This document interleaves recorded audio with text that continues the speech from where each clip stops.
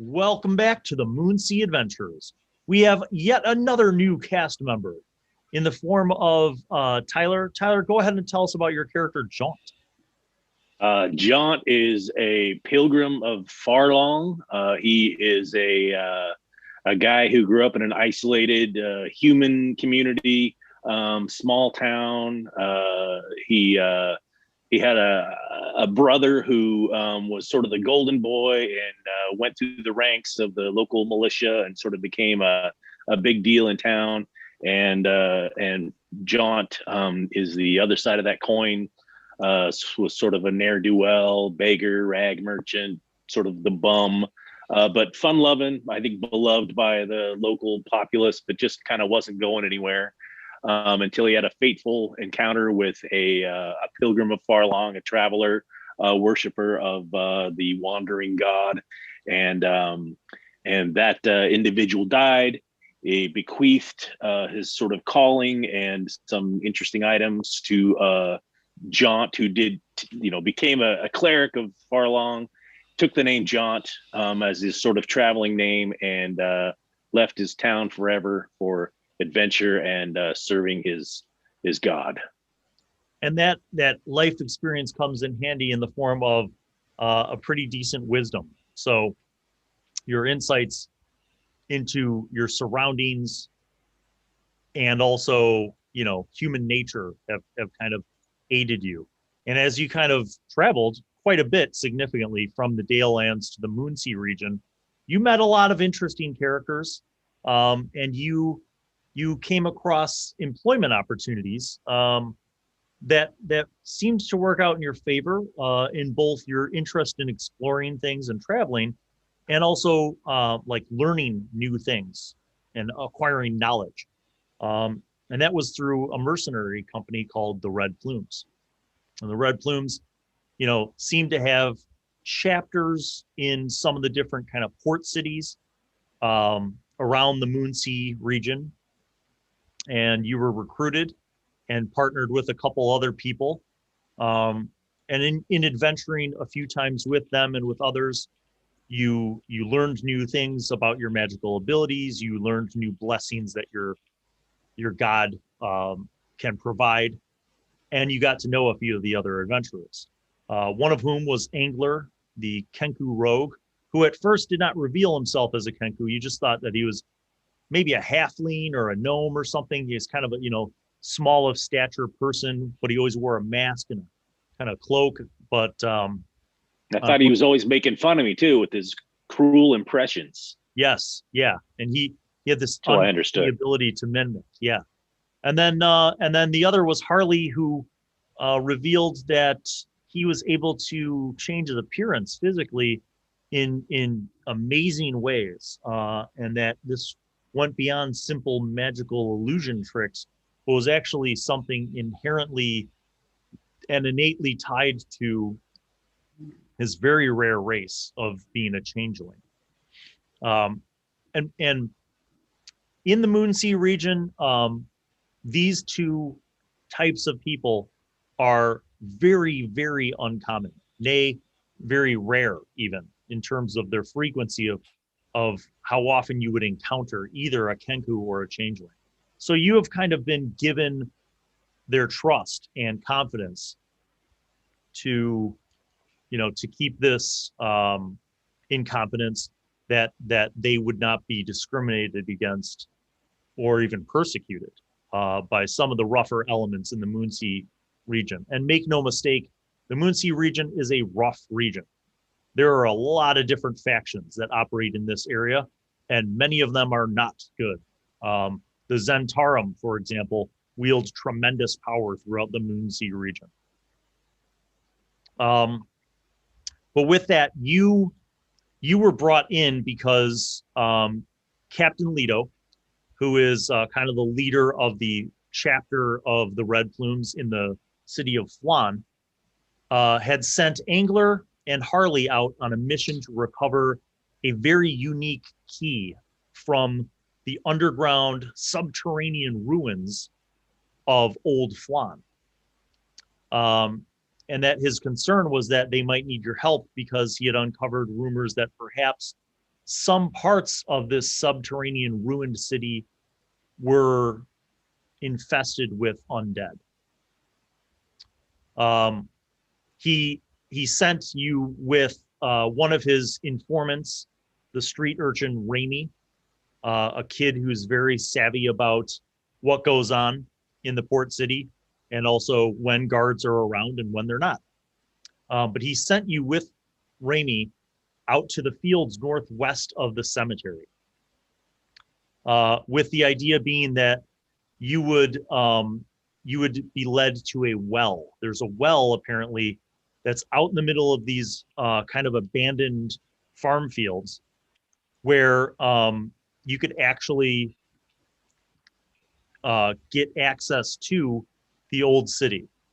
And that well would lead you down into an area of the old city that Captain Leto estimates is pretty close to where you'll be finding this key.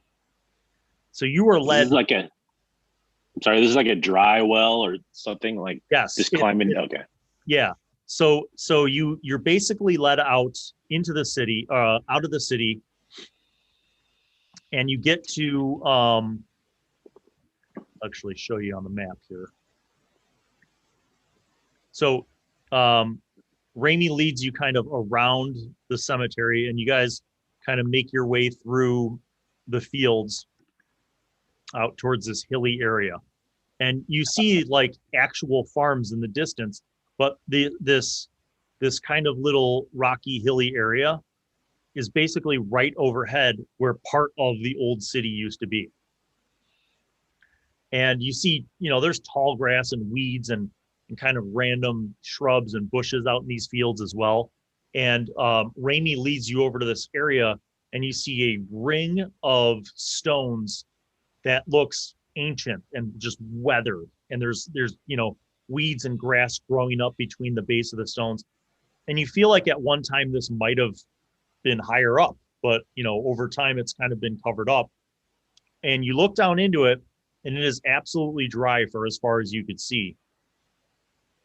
And Ramy points down and he says, you should be able to secure your rope to one of these trees and climb down. Well, then I'll try it, young fellow. And he looks around and he's like, I'm out of here. And he runs off. We'll catch up later on, Ramy. I'll tell you the rest of my stories about the old man and the young man and the river and the thing and the fire. And we'll catch up. He's hauling across the field. Hey, kind of a hurry. So you look around. It's actually pretty quiet out here in these fields. You're far enough away from the harbor. You don't have the hustle and bustle or the smell of the port. And it's, pretty quiet out here. But you do realize that, not too far off, a couple 100 feet away to the north are the proper farms owned by noble families. And you know that most of those have their own groups of militiamen who kind of keep watch. So you secure your rope around the tree and you descend into this dry well. At the bottom of the dry well, it is dark, but it is dry. So you see, just through whatever light is coming through there, you see that there are some stones in the base of this dry well that have been removed, and there's some sort of fissure, not a proper tunnel, but like, erosion basically that heads down, not on a dramatic angle, but like a 30-degree angle down. Okay. What are you doing for light? I will cast my light cantrip on the end of my staff. Let me call my verbal component here. I say, moat of the blazing horizon, and cast it on the end of my walking stick. So I've got a little orb of light. With this pointing into this fissure, you see now that you could kind of scoot, like basically on your butt, kind of scoot through this very tight space for a ways. And now you could see that indeed it seems to go for quite a ways. Even with your full light, it keeps going. Okay. Just note my rope is stuck back there because I tied it off and everything. So that's my escape route. Or Yep. Okay. Let me just make a note. All right. Well, I scoot on my butt. All right. You're moving down at about as fast of a pace as you can go for probably the first 100 feet. And then you see, kind of as you're scooting, that the fissure opens up into some kind of cavern. Thank Fharlanghn. You can get out and actually stretch. You can stand up. And this does not seem to be man-made. This seems to be some kind of chasm. Is there any indication that people passing by here, any graffiti or any items left behind, or does this seem like nobody's been here in a while? It seems like nobody's been there in a while, but it goes in both directions. Okay. And by your estimation from where you are, if you were to head north versus south, that would lead you closer to where Captain Leto suggested you would find your comrades. Okay. I head that way then. You continue down this chasm for a ways, and it kind of winds and juts here and there, and then you see it kind of comes to an end, and there are some rocks that have fallen in that perhaps you feel like if you try to climb, you might be able to get up to the ledge that you see above you. Okay, I'll give that a shot. Okay. Do I hear anything ever? Every now and then I'm like, I will tell you, because you have a pretty decent perception, you don't hear anything, but to make this climb, you will need to make a basic athletics check. Okay. +1. 11. Okay, good enough. You barely make it up, but you make it up. Slippery. You kind of toss your staff up to the ledge so you got light, and you pull yourself up and flip your leg over, and you just make that last bit. And you seem to be in a proper tunnel, like something that was actually designed and engineered, like man-made stonework. And it goes off in that same direction for a ways. And kind of standing up there, grabbing your staff and using the light from your cantrip, you can see that this looks like it might have been a tunnel from the old city, that maybe there was a tremor or an earthquake or something that created the chasm that you just climbed out of. So it's like you see across the chasm the other side of that tunnel. But you continue going forward, and at a certain point, you hear a sound of somebody struggling up ahead, like, and then you hear like grating stone, like. I think it sounds like it's about, 100 feet up ahead of you. I'm gonna take my little coif hat off and stick it over the end of my staff just to extinguish the light a little bit. Okay. And cautiously move forward. See if I can find out what that noise was. It's rarely a good noise, so I'm cautious. You cautiously move forward. Go ahead and make a stealth check. +1. 4. Forgot about all the bells that are all over my outfit. Jingle, jangle, jingle. Angler and Harley, both of you make perception checks. Okay, perception. It's 13. Mine is 10. Okay. All of you guys suck, but basically, Harley, you hear someone behind you guys coming up. You just opened the door. You're looking into this enormous cavernous room. You send your familiar murmur into the room to scout it out, and you hear someone approaching from behind. Well, I'm like See, big guy, that's how it's done. Well, wait, there's something or someone over there. I heard something. Angler, you turn. You see someone approaching with kind of like a dim light. And Jaunt, you hear voices talking. Like you hear someone, and it sounds like a familiar voice. Like maybe you have found your friends. I'm gonna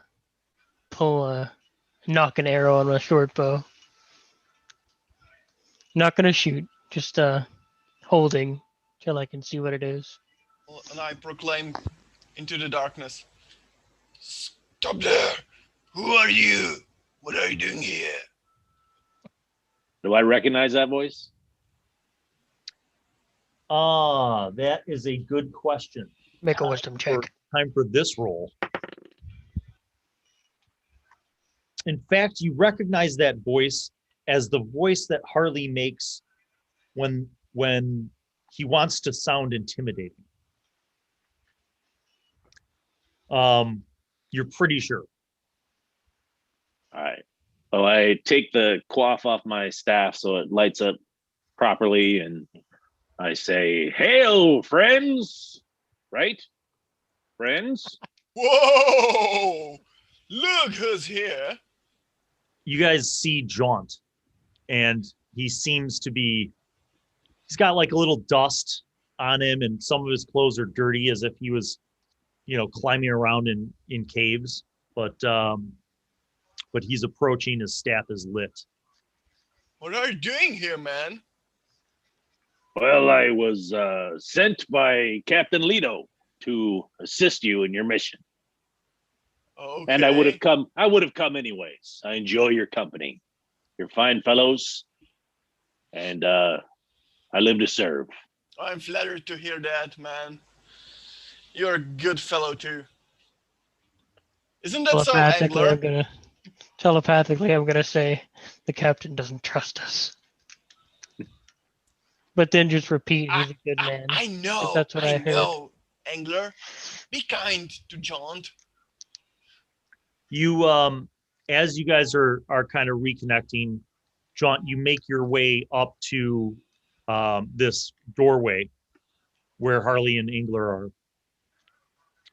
And at that time, Harley, Murmur returns to you and says, "Master, there's an evil temple.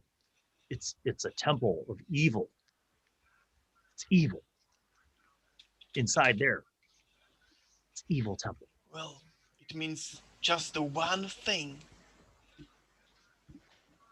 We have to search that. You see beyond this doorway, Jaunt, you see darkness. But it looks like a massive underground kind of cavern. You can't really see what's beyond the range of your light right now. Okay.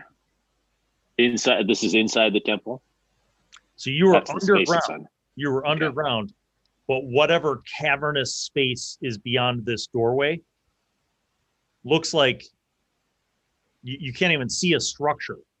It just looks like a massive cavernous space. Like the floor, the ground looks like it at one time might have been like a cobblestone street.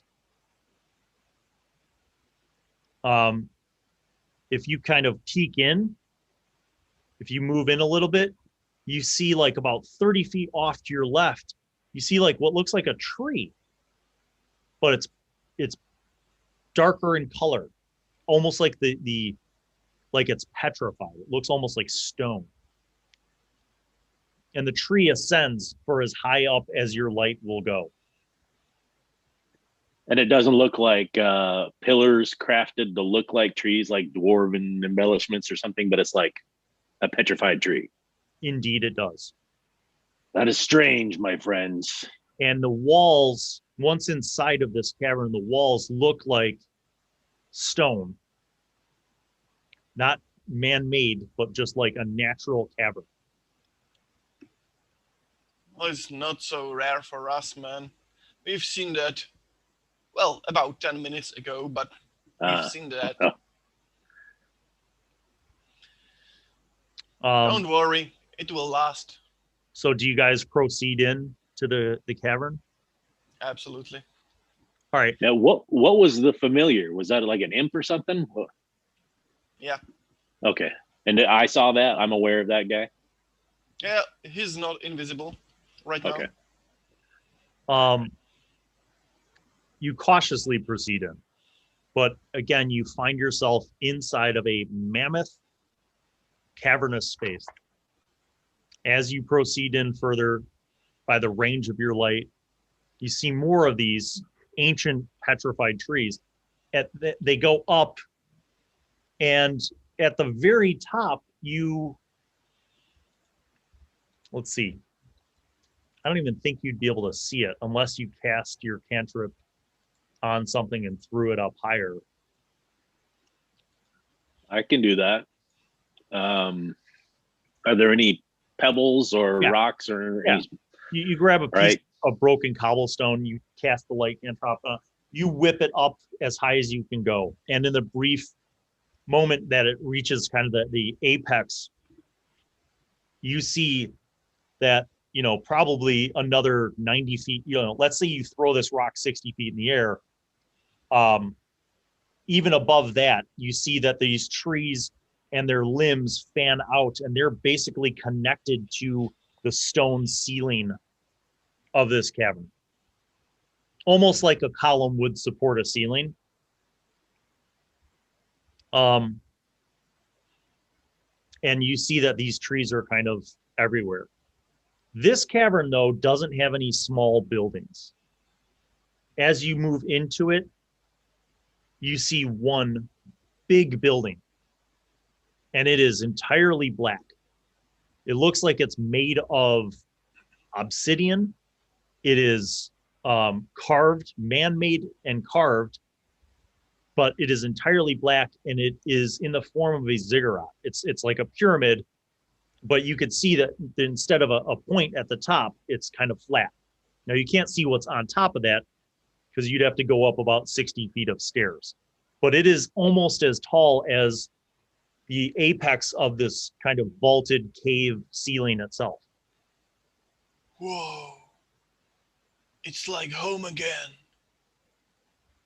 I make a note of that. Yeah. And don't worry about it, man. Just for all the non-interplanetary people,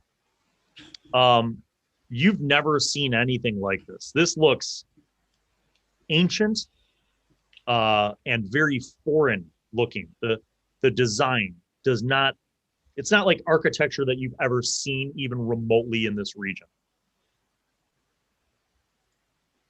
Well, I don't think this is the Underdark. I think my character may wonder. I've heard many stories about a frightening realm called the Underdark. Perhaps this is it. No, I don't know. Trust me, man. I've seen worse thing than this. And this is not an Underdark. That's comforting. Good to hear. So you guys are standing before this huge edifice, and it looks like there's stairs that kind of go up the center towards the top. But you don't see any doors. You don't see any doorways, any arches. Now you could go around if you wanted to kind of explore it more, but just at the face that you are kind of in front of, you just see stairs that go up to the top. And I understand that these guys came in a different way, right? I'm aware that they came in through this other crypt. Yeah, because Captain Leto told you that they went in through the cemetery entrance. Okay. Friends, did anything on your journey lead you to believe that this key, the object of our mission, is here? Or have you just eliminated other possibilities? Well, we haven't found anything yet, so this is our next shot. Well, let's give it a shot. Right? What about you, big guy? Right? Okay. And I'll Up we Follow go. behind. I'm gonna keep my arrow notched. Okay. Just So you guys going follow. up the stairs, or are you kind of walking around the perimeter of the building? It would probably make sense to walk around just to get a lay of the land. I mean, Okay. Okay.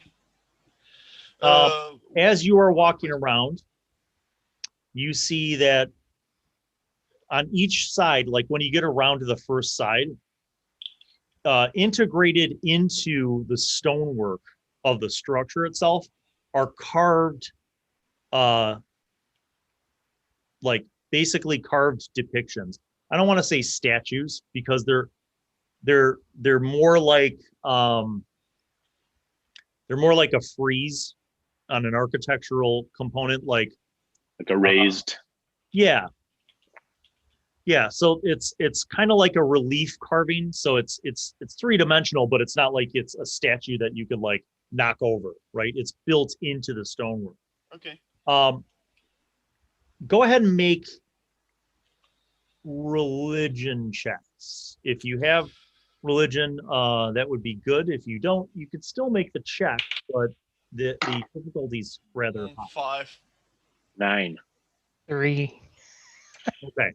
So obviously these are depictions, right, of some figures. You don't know whether these are gods or monsters or heroes, but there are these depictions of figures. But again, even the artist, like the craftsmanship, the style of these relief carvings is very foreign and not very common to this area.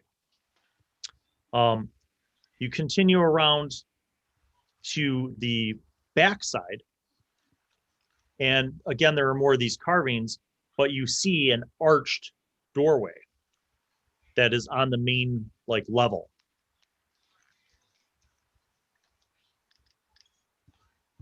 Okay. Are we going in or continue? Is it an open doorway? It is not. There is a stone door that's not made of obsidian. It looks like maybe it's it's a wooden doorway that has like a bunch of slate kind of adhered to it. Okay.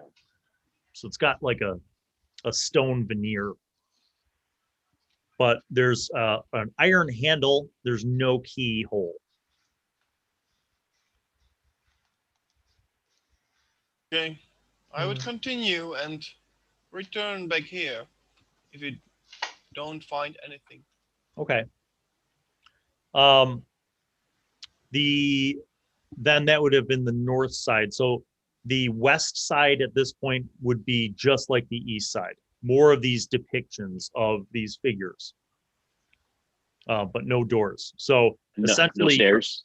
Yeah, no stairs. So you've got stairs that go up to the top on the south side of this thing, and then a archway with a door that goes into the edifice on the north side. Okay, I have a question. Have I seen something that reminds me some symbolism of the Knights of the Black Fist? No.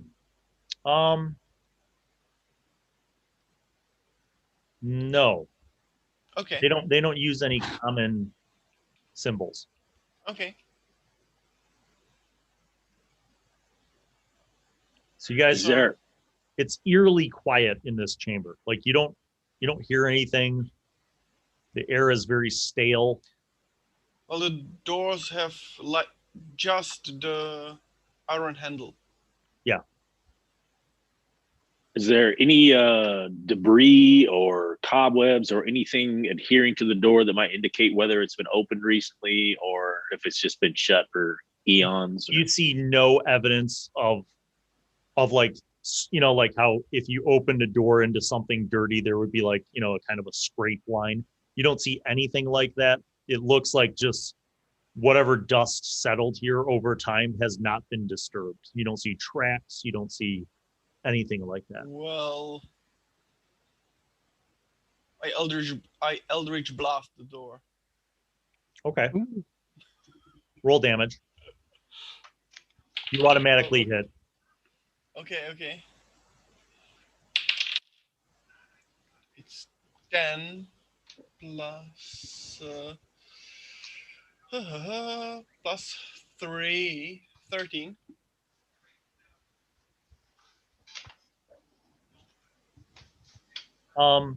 Yeah. You blast the door. No sign of moving. No. The door where you blast it, it makes a huge kind of crack in the door. You didn't blow the entire door open, but you basically cracked the structure, and a bunch of the stone on the exterior has fallen, and you see like splintered wood. Okay, guys. What do you say we do knock another time?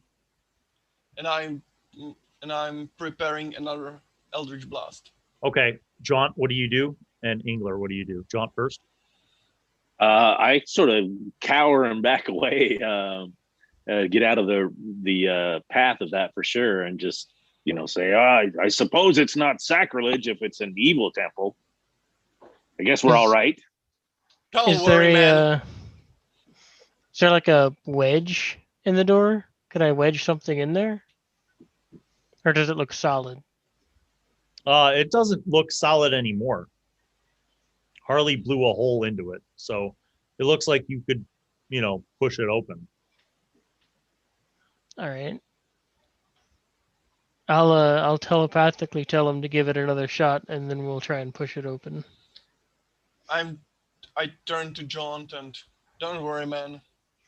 It's not sacrilege. It fits the temple of the bad god, and Justice. it's doing the bad person, and I slam it by the Eldritch Blast once again. Okay. Okay, it's 12 this time. Okay. The rest of the door crumbles inward. And there's a bit of, dust and wood dust in the air. And there's debris on the ground, but it looks like there's a short, maybe 20-foot hallway. Like you could easily see where this goes to. That hits a junction. So it goes forward and then it splits off in both directions. So it's kind of like a hallway that goes to the center of the space. If I may take my hat off again and cover up my light source to see if there's any light coming from this hallway that we've just uncovered. You do that and there is no light. All right. Well, wait. May I take the stone that's illuminated by the light cantrip? It's a great idea. Glowing? It must have landed somewhere, right? The little tile that we threw. Well, if you cast it again on something, then whatever it was on before loses the. Okay. But you could cast it on another rock if you wanted to. So we have like torches. Yeah. So it doesn't matter. Well, Jaunt, enchant some other stone, please.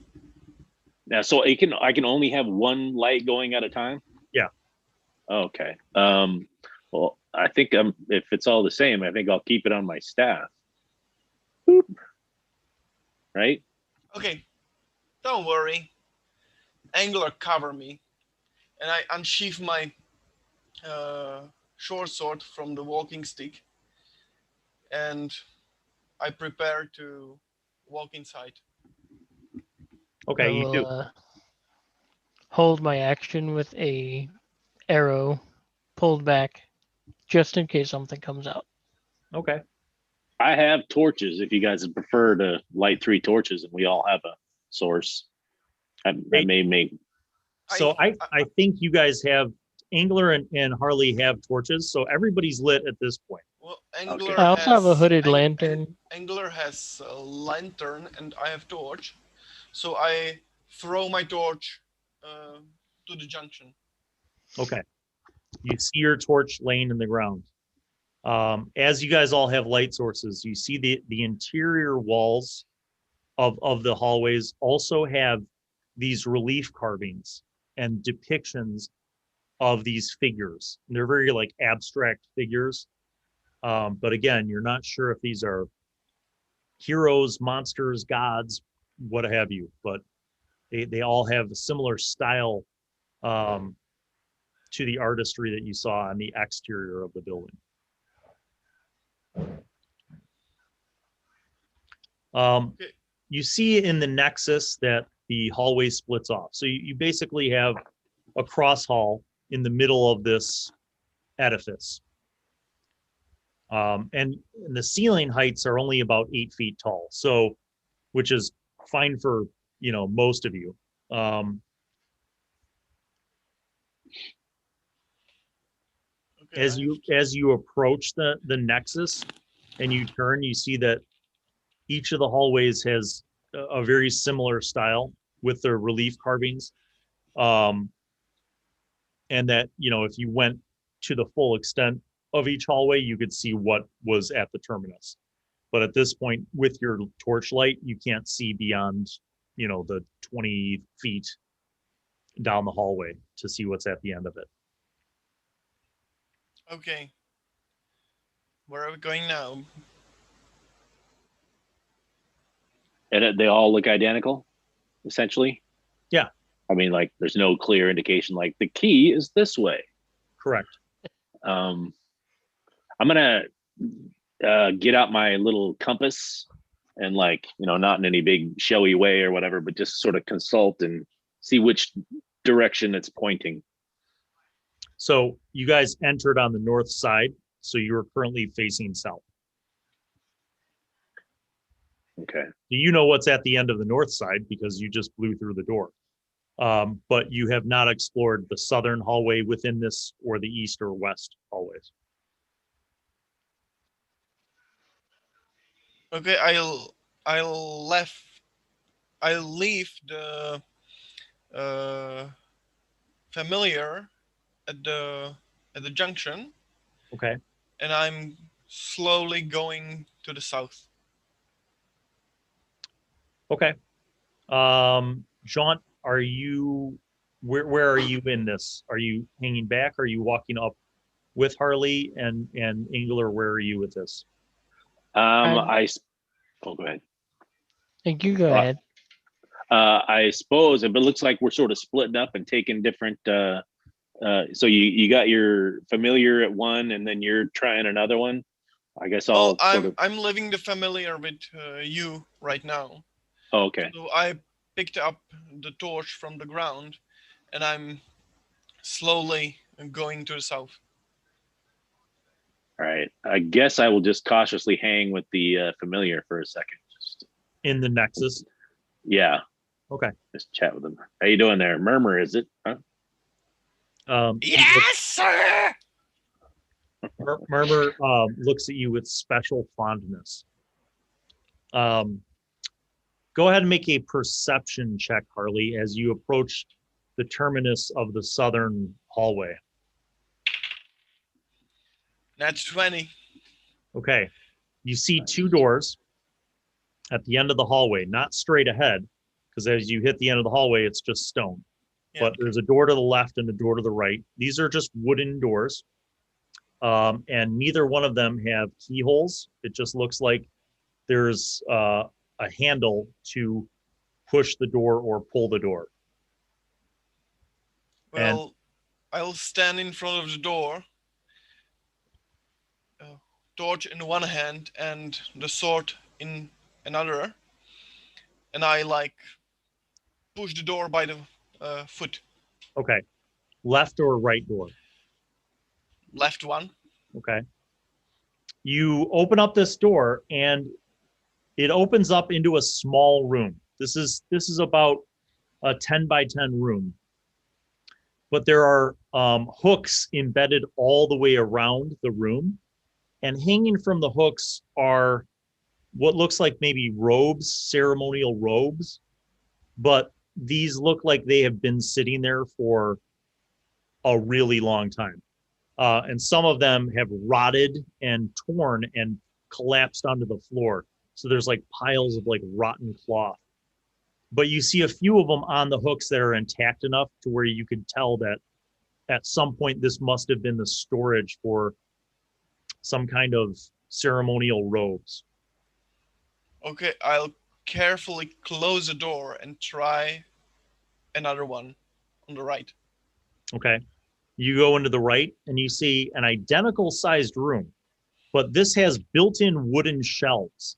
And there are all sorts of supplies on these wooden shelves. You see vials across one whole shelf, but all the vials look like whatever was in them at one point in time has dried out. The cork on a lot of them is rotted. You see candles, a whole shelf full of candles. You see a whole shelf full of incense. Most of it is dried out and cracked. But it looks like there's also like small like bronze cups for burning incense in. So there's a lot of kind of religious paraphernalia that are just on these shelves organized all the way around the room, and a layer of dust covering everything. Okay, I'll pick one cup for the burning of the incense. I dust it off very carefully. Mm-hmm. And again, I back off, close the door, and return to the guys at the junction. Okay. Okay, guys, look what I found. It was Pause there. Angler, is there anything that you were doing while Harley was exploring those two rooms? Because I summarized that. That was like 5 minutes of stuff going on. So what were you doing during that time? I was probably accompanying Harley, just following close, Okay. but not like, like a shadow. Like a shadow. And what about Jaunt? What were you doing that time? I was proselytizing to the imp. It's like telling him a lot of Fharlangh's like prayers and rituals and things. Apparently, what I read involved like long, boring stories about an old man and a young man doing some kind of thing, solving a problem, learning a lesson. So that's what I'm hitting him with. And I like Fharlanghn, your beer. I like your beard, big guy. If you could only behold the beard of Fharlanghn, this beard pales. This beard is tiny and cowardly compared to the beard of the brave and glorious wanderer. If you say so. Oh, I do. If Angler was there, he would be impressed. Okay. After your kind of survey of these two supply rooms, you guys come back down the hallway where you see Jaunt having a conversation with Murmur. Jaunt, look what I found.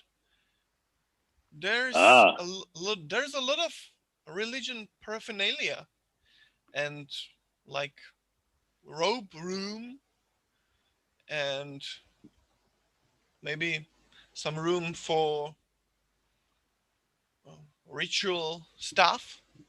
I took this one. It looks nice. What do you say? I think I'd like to lay eyes on this. Pardon me, Murmur. I have to go. We'll catch up later. No problem, boss. All right, I'll go check out that room. Okay. You see it is as Harley described. Go ahead and make a religion roll. 7. I'm not doing well. You are looking through these ceremonial robes for any kind of means of identifying what they were for or who used them.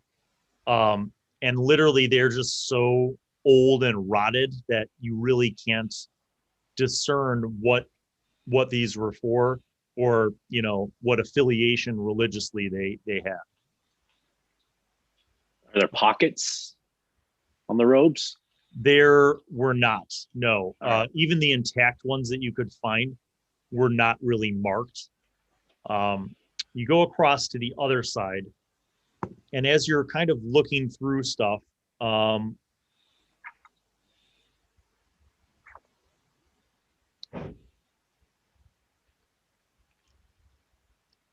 ahead and make an Arcana roll.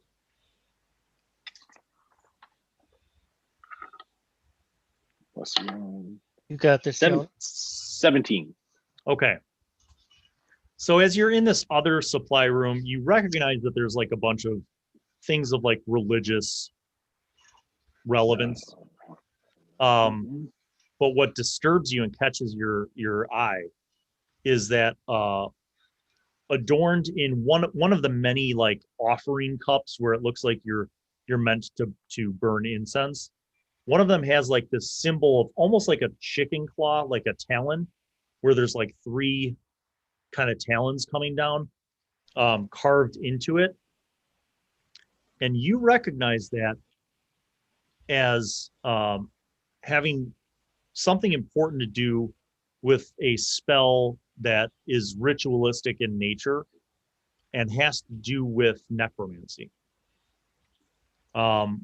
You're not sure exactly what. It might be something related to the dead, like controlling the undead or animating the dead, but you're certain that it relates to the use of necromantic magic. Well, these guys are close enough to hear me, right? Yes. Bad news, my friends. Bad sign, indeed. This equipment is devoted to a dark kind of magic and necromancy.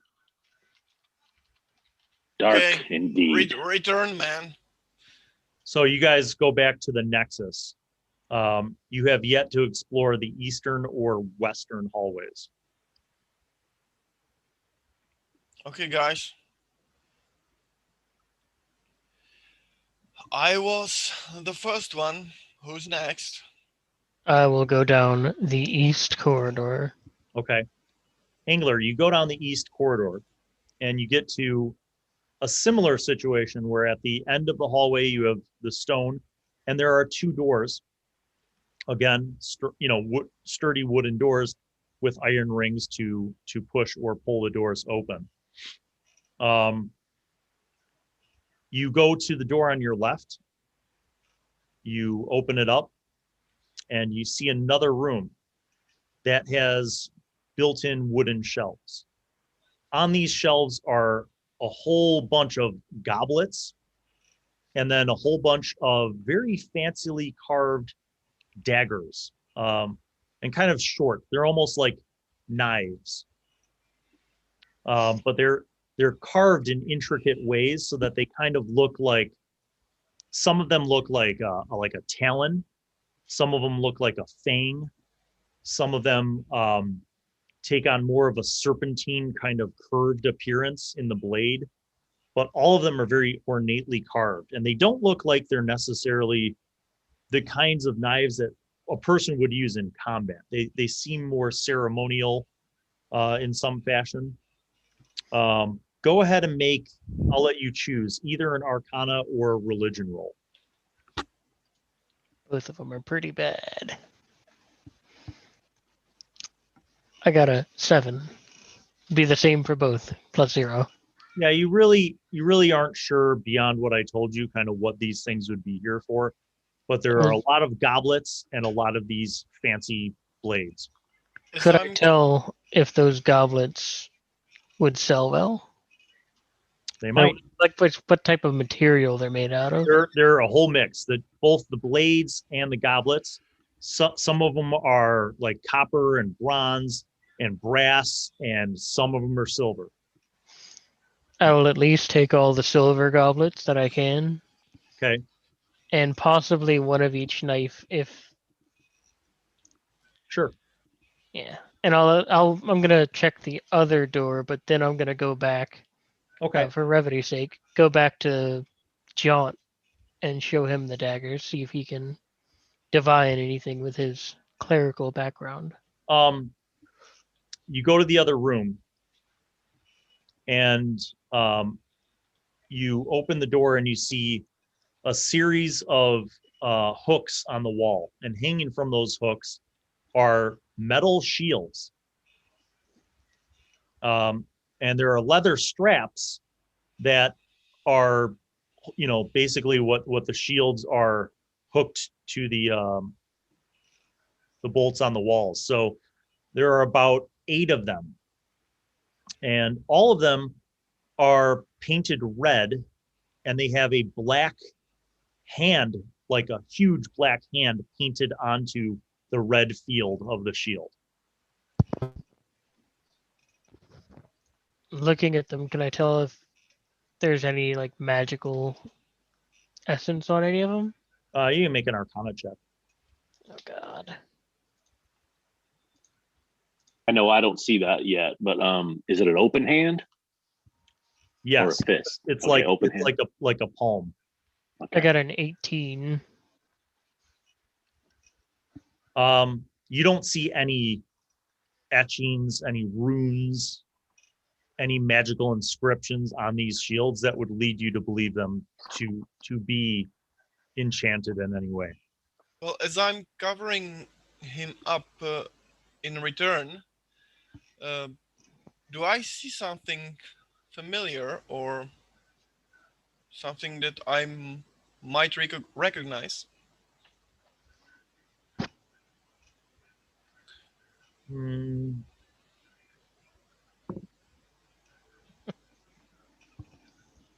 I'll let you make a history check. Okay. It's 18.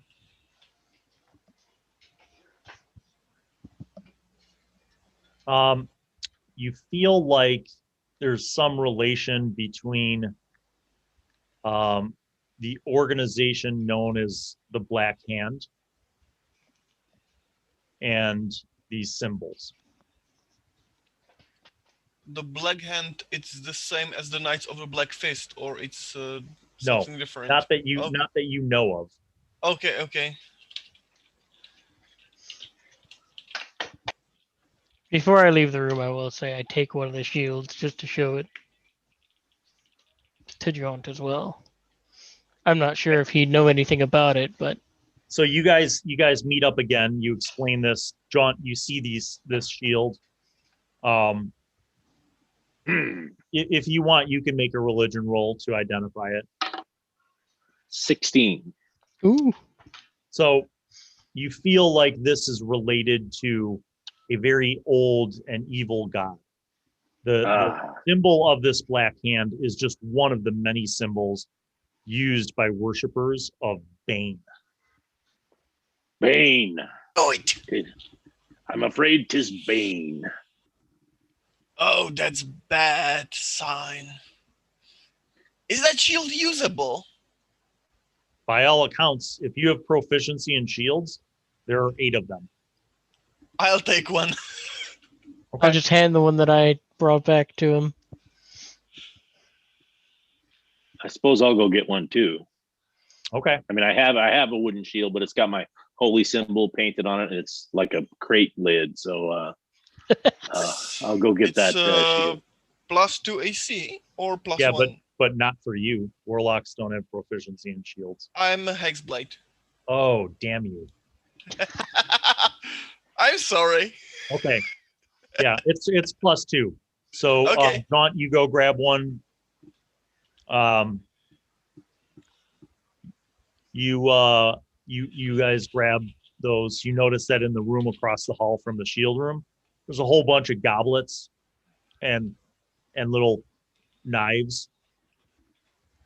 And little spaces where there used to be other goblets, but there aren't anymore. Yes, exactly.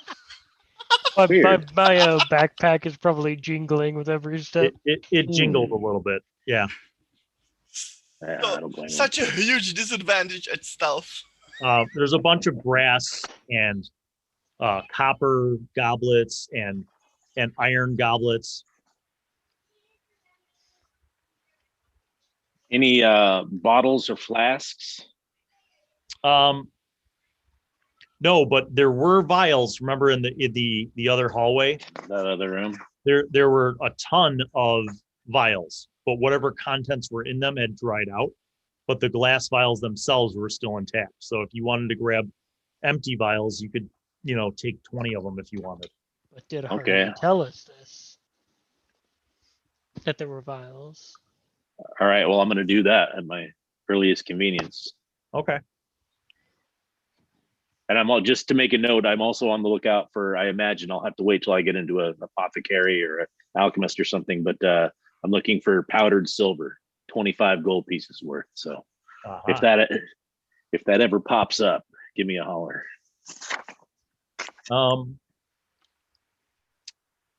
You guys have one hallway yet that has not been explored. I'll take the lead. Okay. This is My turn, I in suppose. principle the same design. You get to the terminus of this hallway. There's a door to the left, door to the right. Try the door to the left first. Seems like that's what's. You open the door to the left. There is a small room and stairs going up. Lean back and stairs in this one. They seem to go up towards the center. Okay, try another one. All right, try the other door. A small room with a landing and stairs going down. More stairs going down. Okay, where are we heading now? Since I can't really talk, but I am currently telepathic with Harley, just gonna say down in the basement is where the loot normally is. It's always in the basement. Okay, we should go to the basement. Okay. Are you Jaunt, sti- you, are you you still have your leading? light cantrip still on your stick. Yeah. Harley, you have your torch, and Angler, you have your lantern, right? Yes. Okay. I need to know marching order because this is a very narrow stairwell. The one going up is narrow, the one going down is narrow. And also they're on a steep angle. Like slightly better than a ladder. Do you know what I mean? Like if it's almost like if you were on a naval ship, those kind of steep stairs. Okay. So who's going first, who's in the middle, and who's in the back? Well, lead. Okay, I'll go to second. Okay. So Angler, you are going to walk down first. Go ahead and make a perception check.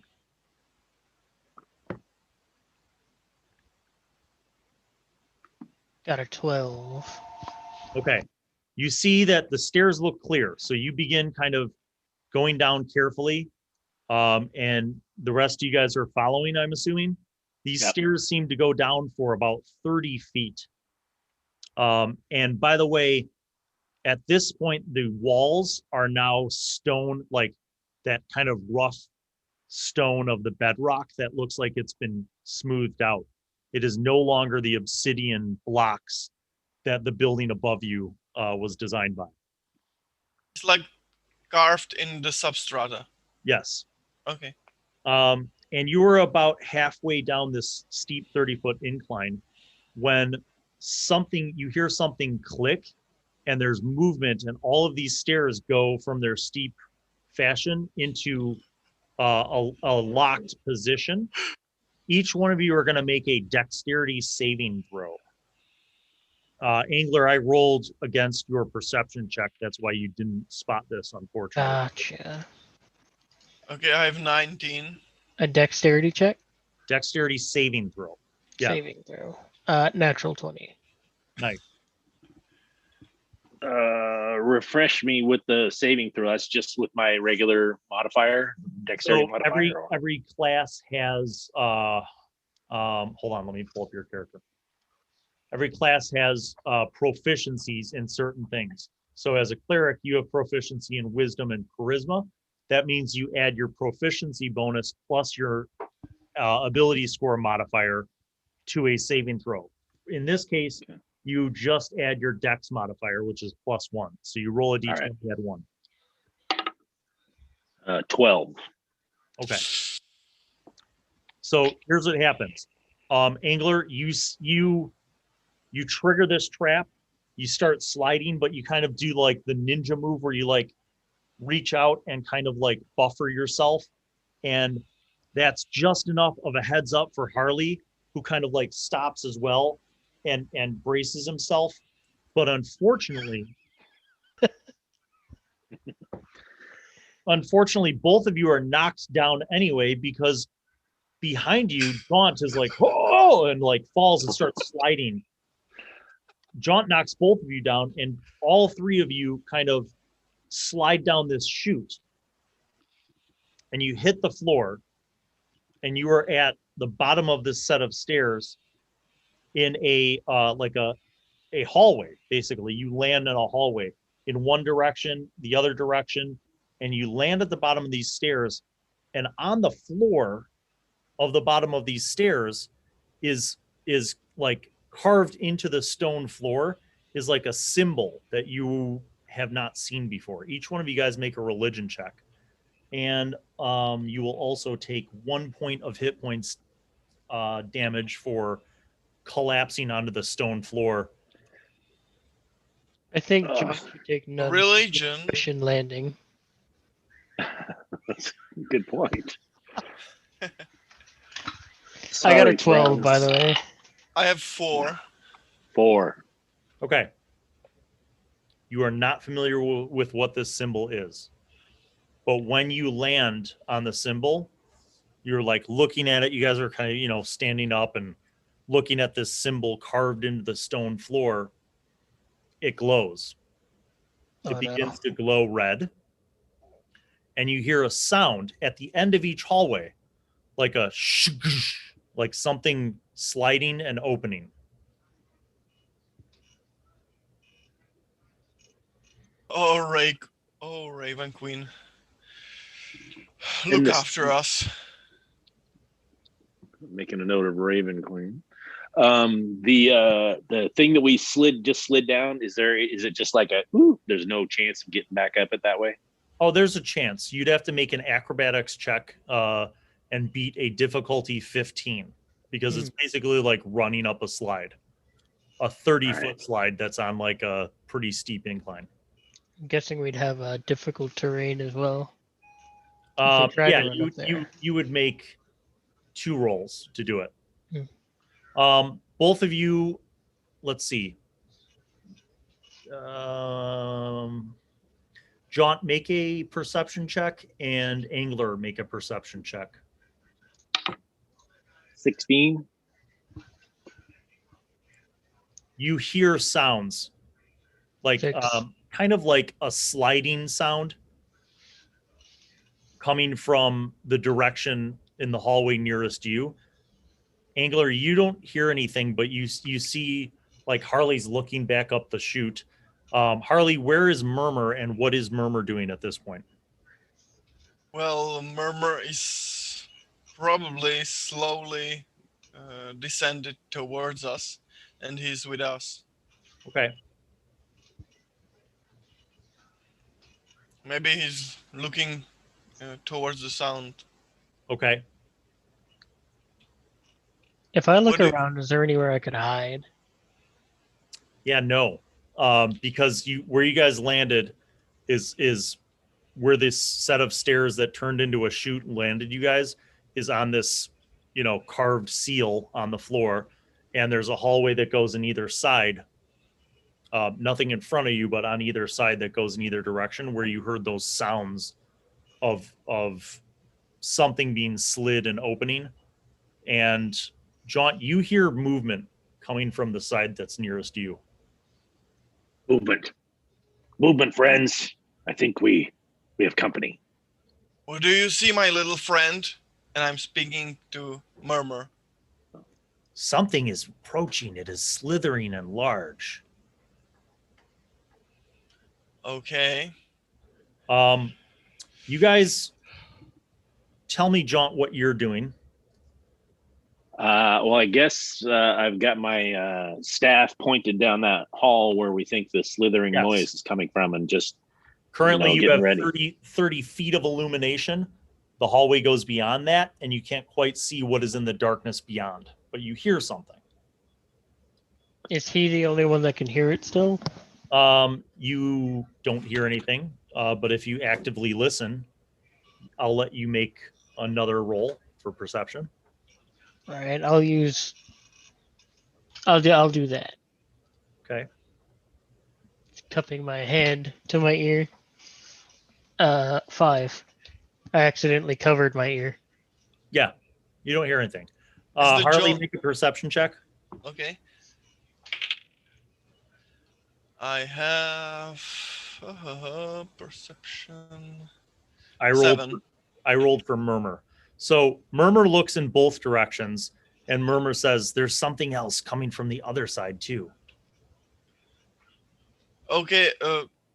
Just after that, as Jaunt alerted us, I tumble in front of him, and I'll take a guard with my sword and the shield. Okay. Everybody roll initiative. Ah! It's time. 11. 6. 12.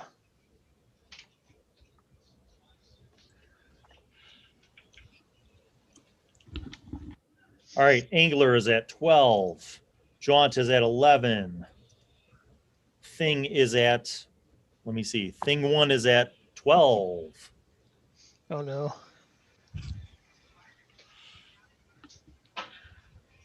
Thing 2 is at 8.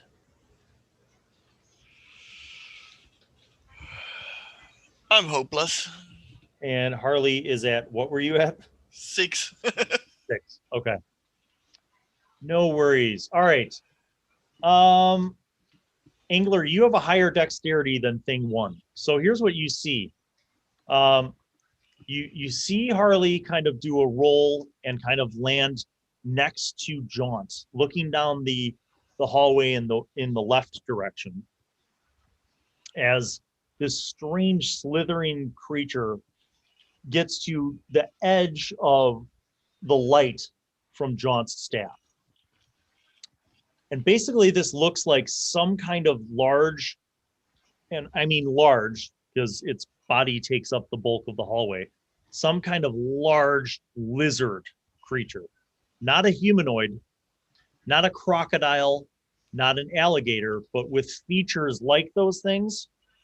No wings, but a tail and like spiny spikes all along its head, and it's slobbering, and it has like foamy kind of yellow saliva that's very foamy kind of at the edges of its mouth and dripping off of its fangs, and it's kind of making its way. So imagine like a giant iguana, but with like more spikes and horned components moving towards you guys. And it's about 30 feet up? Yes. Okay, so I'm going to move up And you to know the there's other something, side of Jaunt. there's something behind you as well, but it hasn't moved into your range of light. Yeah. I'll move beside Jaunt on the other side, Okay. and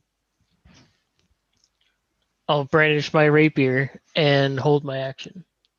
Okay. Just for the purpose of imagination, it's something like a UNT. No. Okay. You want Just to, a giant lizard, It's I a think. big lizard. it's a really big lizard. Like a Komodo dragon. Yeah, but like the size of a horse. Okay, that's worse.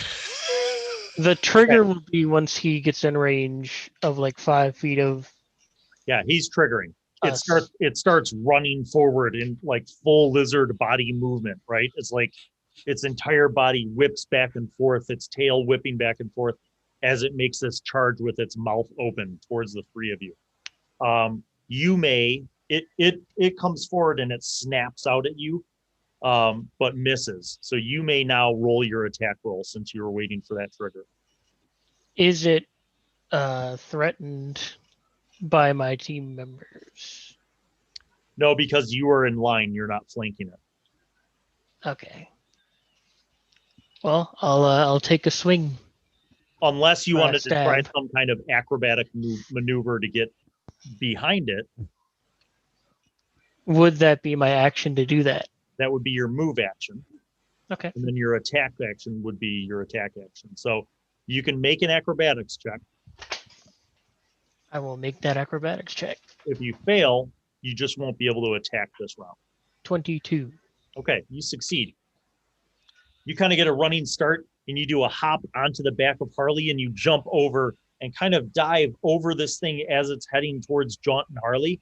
And then you turn around and you can attack it with your rapier. Now you get to make that attack with advantage. All right. So for us, he just disappears beyond this guy. He Right. basically does a running jump dive over this big lizard. Yes. Oh Lord. He's done for. I got a 5 total with advantage. Rolled a 1 and a 2. Oh, well, you miss. Okay, you're on the other side. This thing attacked, it missed. Jaunt, you were up. Big lizard snapping its jaws towards you and Harley. I wish I hadn't gotten this shield because I wasn't thinking ahead, but I'll need my holy symbol and I don't have a free hand. So I have to just hurl this shield at the guy. All right. So I don't know what my bonus would be, but Dex is throwing. Dex, but you're okay, using an improvised weapon, so it's just a +1. 8. Okay. You throw the shield, it lands on the ground. All right. Then that's I guess so anything then I can now do as a bonus action? Correct. That's okay. Then I'm gonna cast what's it called? I'm sorry. Spiritual weapon. Okay. That's a bonus action. You create a spiritual weapon. I say stomp of the righteous boots. And then I create a big fist, just a big fist floating in the air, and I bash him with it. Okay. If I'm not mistaken, I need to look this up, but I think the first time you summon it, you cannot, since you already had an action, you can't also make it attack in that Attack. summon. Okay, I think you're Just right. double check because I don't want to short you on a spell, especially since you guys might die in this encounter. You create a weapon. When you cast a spell, you can make a melee spell attack against a creature. On a hit, the target, blah, blah, blah. As a bonus action, you can move the weapon. Yeah. Oh, So you cast it with a bonus action. Next round, you can use it that round as a spell attack. The All right. benefit of this is that you're not right up against this creature, which you are currently. Do you know what I'm saying? Okay. So this is more like if you were like 30 feet away and they were fighting up against it, okay. you could be like, Just to do this, should I be backing off? What you're saying? yeah, you could. I'm just giving you a strategy. I'm not telling you how to use it, but you would be better suited from a defensive perspective of using this when you're further away so that you can't get attacked in melee by this lizard. All right. So I'll let you retcon this because just for understanding. What's your normal melee weapon? Your staff? Yeah. Okay. So rather than ditching your Shield. shield, you could just, I'll let you make an attack with the staff if you wanted to do that. Because this thing's Okay. right up against you. You know what I mean? Yeah. With advantage, yes. Since I'm Yeah, I'll give flanking. you the flanking bonus. So that means roll. So you're gonna roll 2d20 and take the higher of the two for your attack. Okay. 5. I got a natural 1 and a 4, so I'm +1. So No, you got to Five. be more than that. Hold on. Mine was technically you're right. 7, but I'm you're right. Your Plus staff plus needed 3. +3. Yeah, that's still a miss. So All right. Up next is dun, dun, dun, dun, dun, dun. Thing 2. You hear a crackling noise skittering from the other hallway towards you guys.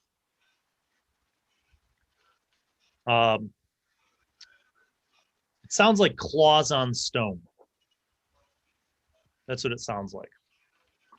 Harley, you're up. This thing is right in front of you. Okay. Well, may I use the bonus action first and then the action? Okay. Well, I want to hex that creature. Uh-huh. So it means if I hit, I'll do plus 1d6 necrotic damage. Yeah. And it has disadvantage on one ability of my choice. Well, I don't know. Athletics. But then I'll attack with my short sword. So it's 1924 to hit. Yeah, that's a hit. Okay, and 3 plus 3. It's 6 and 1d6. 1d6 of necrotic damage. 11 damage. You give it a scathing stab, and it shrieks in pain. We did it. We hit it. Okay, just for the record, do I have advantage on the attack roll? Yeah. Okay, I may crit, and I haven't, so it's as I said. Okay. All right. Top of the order, thing 1 is going to snap. Thing 1, or is it me due to the dex? Oh, yeah. advantage? Yeah. All right. Gonna attack. Okay. 17. 12 that's plus a hit. 5. Okay.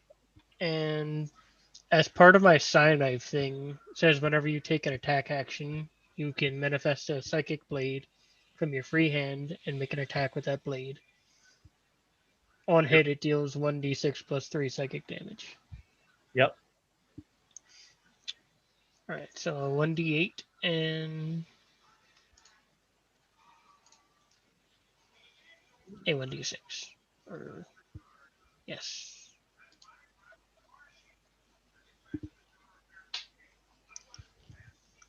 $11 plus 3, so 14. 3 of it is psychic damage, if that matters. It is very much in pain.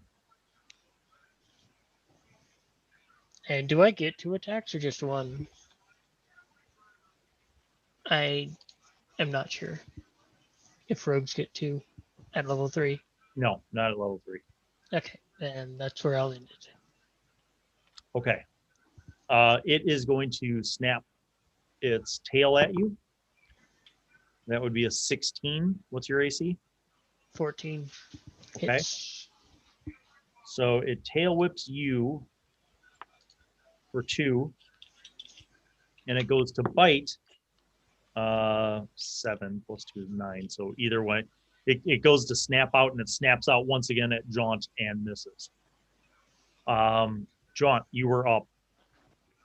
I am going to cast Aid, if I can. Adding 5 hit points to the 3 of us. I can cast that, include myself, right? It says 3, up to 3 creatures. So yeah. So I don't know if he can see me though. Does that matter? If you're within 30 feet, it's 30 feet range. But I think you need to have a visual on me. I'll say that he could see you kind of flitting back and forth in the heat of combat. Okay. See if we get bashed against the wall by a tail. I holler out, "Calloused souls of the worthy." And then so everybody gets 5 temporary hit points. Each All one right. feel an infusion of courage and health. Do you have all this written down? Like your My vocal verbal component? things. Yeah. Yeah. That's Yeah. awesome. I like that. Yeah. Some of them are rituals, and it just says rambling story. So Okay, thing 2. As it comes towards you, you guys, the 2 people who would see it would be Jaunt and Harley. And as you're fighting the large lizard thing, you look back over your shoulder. There's a absolutely otherworldly creature approaching you, Oh. and it looks like a spider. Okay, but at the ends of all of its legs are like basically chicken claws, like three-pronged chicken claws, and it's kind of skittering towards you. So it's like a giant spider with chicken claws on the bottom of it, and it's entirely black, other than its beady red eyes. This is It is some a Harley shit. Harley, what's your armor class? 15 with the shield. Oh, you were so lucky. That's a 14. So it swipes out to try to grapple you, and it misses. Your turn, Harley. Okay.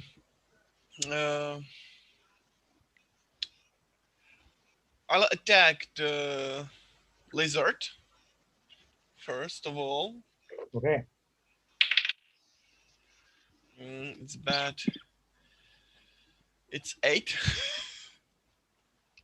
You try, but the lizard is engaged in this kind of flopping back and forth as it's snapping out and whipping its tail behind it. It's kind of so chaotic that you swing, And just miss.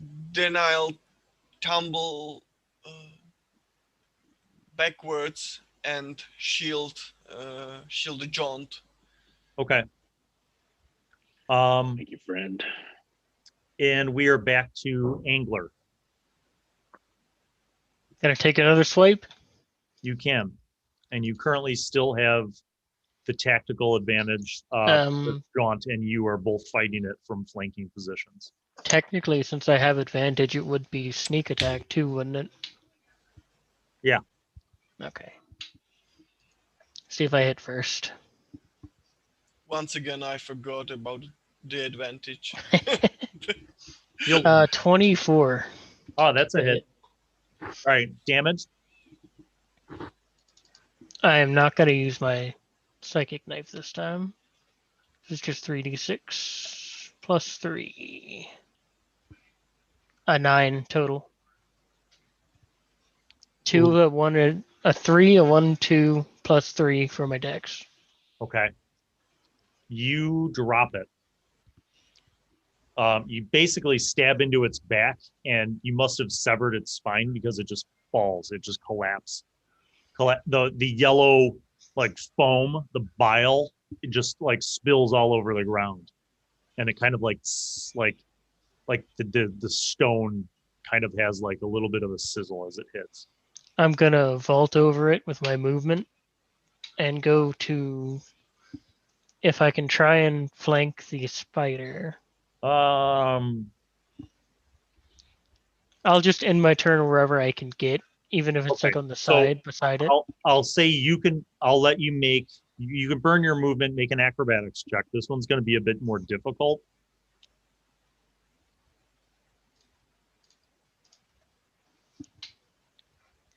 Oof. 14. Okay. So you get closer to Jaunt and Harley, but you don't clear the spider, but you are right up with it now.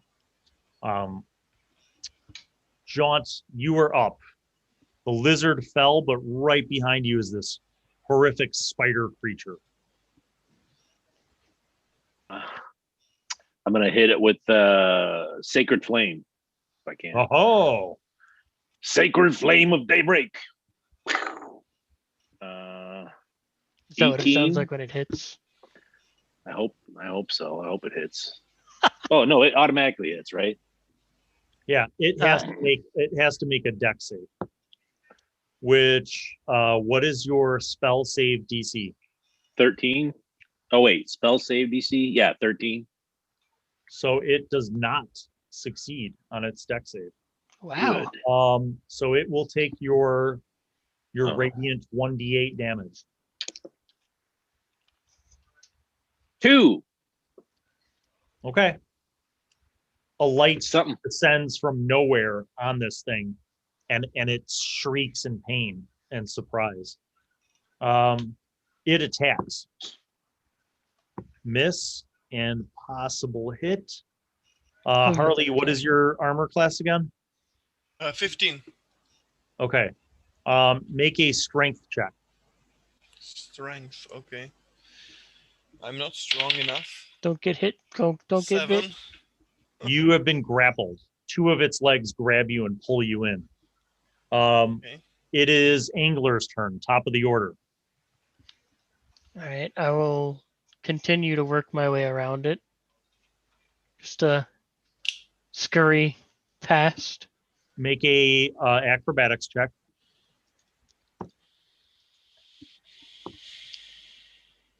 $19. Okay. You kind of do a parkour move where you like jump off the wall and get behind it. Then I'm going to take my attack. Okay. So you're on one side of it. Jaunt and Harley are on the other side. Well, Harley's not on the other side. Harley's grappled right now. Yeah. That is a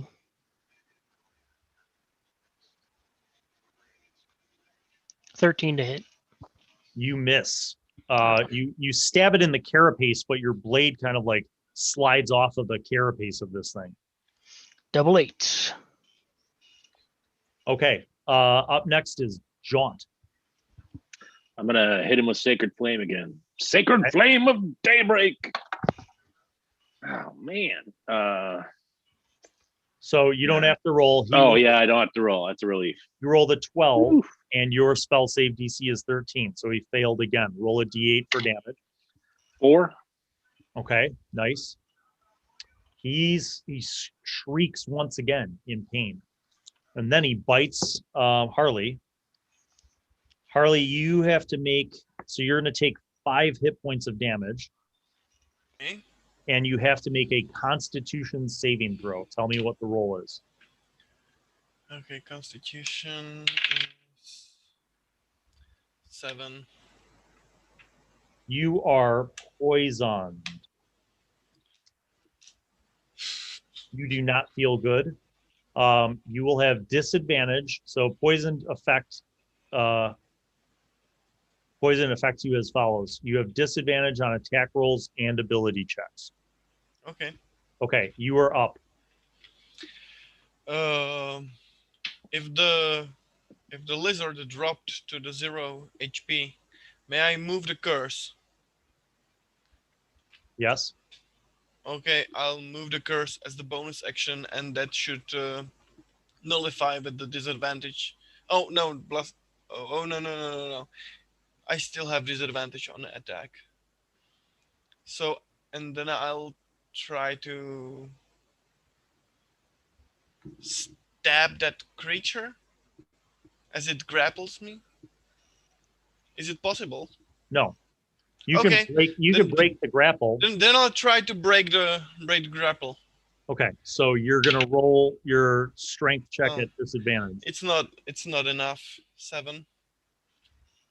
Okay. Looks like we lost Tyler. Nope.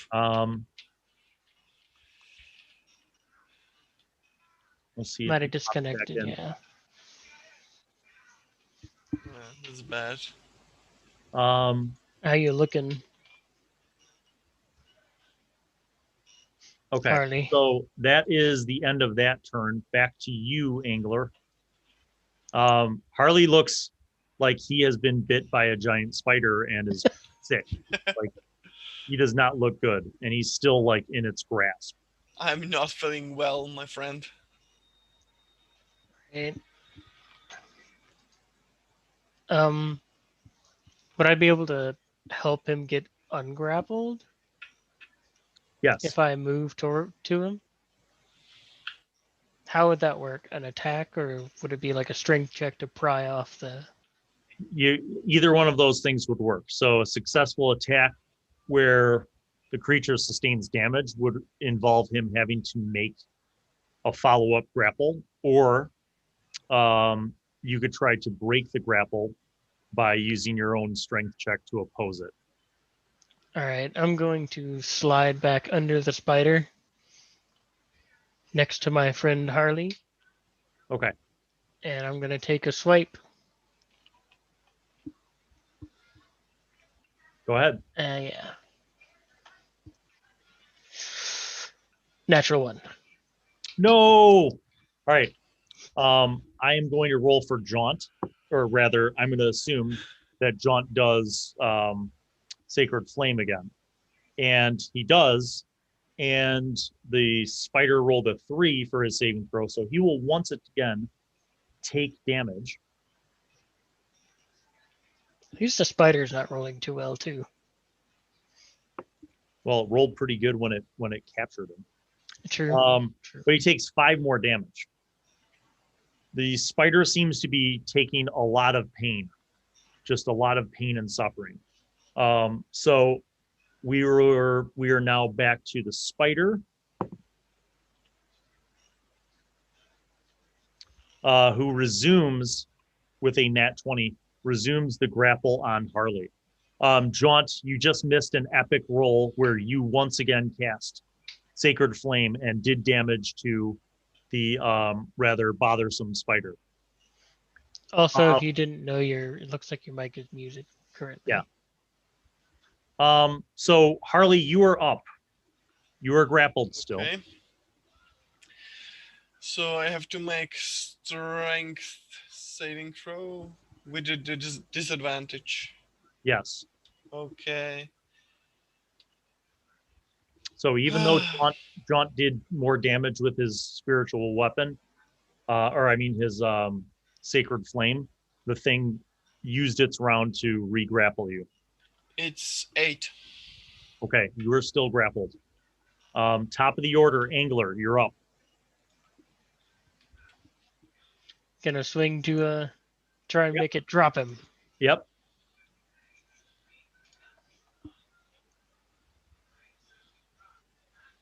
Eight. Miss. Yeah. It was like on 19 and then it just like 3. Jaunt, the only thing that seems to be damaging this vile spider who has bit and poisoned Harley is your Sacred Flame spells. That's all that seemed to work against this thing so far. You see Angler viciously attacking this thing, and its hard carapace just seems to deflect all of his attacks. You're still muted. And in the bottom left of your window, there should be a little microphone option if you click the microphone. There you go. Sorry, you guys. Can you hear me now? Yep. We're Yeah. Okay. The other computer died, and luckily my IT wife was here to hook me up on hers, and but I didn't hear anything until just now. So okay, no worries. But it sounds like I'm gonna lay into the spider thing with my Sacred Flame again. Okay. Sacred Flame of Daybreak. It rolled a 5, so that is more failure. Roll a d8. 8 is Finally. enough. I earned it with that. 8 is enough. You call down the Sacred Flame, and you feel the power of Fharlanghn travel through this dark, decrepit subterranean hellhole. And the spider screeches out. It flings Harley, and Harley goes flying across the hallway, and the spider just collapses. As there is once again silence, you see Harley groaning and moaning in pain on the floor. You see the bite mark on his shoulder from where the spider bit him, and he seems to be kind of only semi-lucid. And I can pretty safely gather that he was poisoned. It would appear to be that, yes. Then I'll cast Lesser Butter. Restoration. Is that you? Yes, dear. All will be well. Yeah, cast a lesser restoration. I say, walk it off with Fharlanghn. And Once again, I got to lay my hands on him. Say it again. Yeah. You go up to him and you see this bite mark and you begin muttering your prayer and you call out, and the power of your God once again is so mighty that you see the poison ooze from the wound. This gross kind of pus ooze from the wound, and the wound seals up. And not only does it seal up, but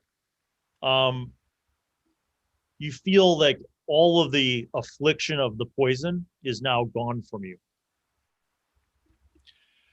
You're still in pain and suffering because you did take some damage from that combat. Thanks, the Raven Queen. Take the Raven Queen? How does that work? Thanks to you, my friend. Yes. Fharlanghn. It is the glory of the wandering god. Raven Queen. Yeah, thanks to you and thanks to the Raven Queen. All right. Can I write on my board? Yep. And direct it towards Jaunt and ask for maybe a flask or two. I want to try and get some of that venom if I can. So, Jaunt, you are familiar with Angler. Angler uses a piece of slate, like a small chalkboard and chalk, and he kind of writes on this board and he shows you his request for one of those empty vials. Sure. There you go. I'll get him the one that looks like it has the least detritus or whatever residual stuff. Okay. There you are. Take that one and just like turn it upside down, make sure everything's out of it. Yep. And I'll try to find its poison gland, I guess. Harvesting the poison. All right. You get two choices with this in my game. I will let you do either nature or medicine, whichever of those two you have proficiency in or have a better roll in. You tell me, and then you will make that roll. I'll do a medicine. Neither have anything, but okay. You begin examining this strange foreign-looking spider with the weird chicken claw feet. Go up by its head. You see it's like the mandible, like just off center as it collapsed on the ground after its final blasting from Jaunt. Go ahead and make the roll. It was a 12. So here's what I'll say. You are able to identify that where the poison sac was within the mandible and how it injects, but you're not able to harvest any poison. All right. It looks like it's been ruptured and the poison is no longer at its full concentration. I'll just like sulk and hand the flask back to Jaunt. As you guys are kind of there and recovering from the combat, you do notice that there's a peculiar resemblance between these chicken claw feet of this weird spider and that one goblet that you found up above, Jaunt. Like the similarity there is kind of odd to you. And anyone with nature would know that this creature is not native to the region at all.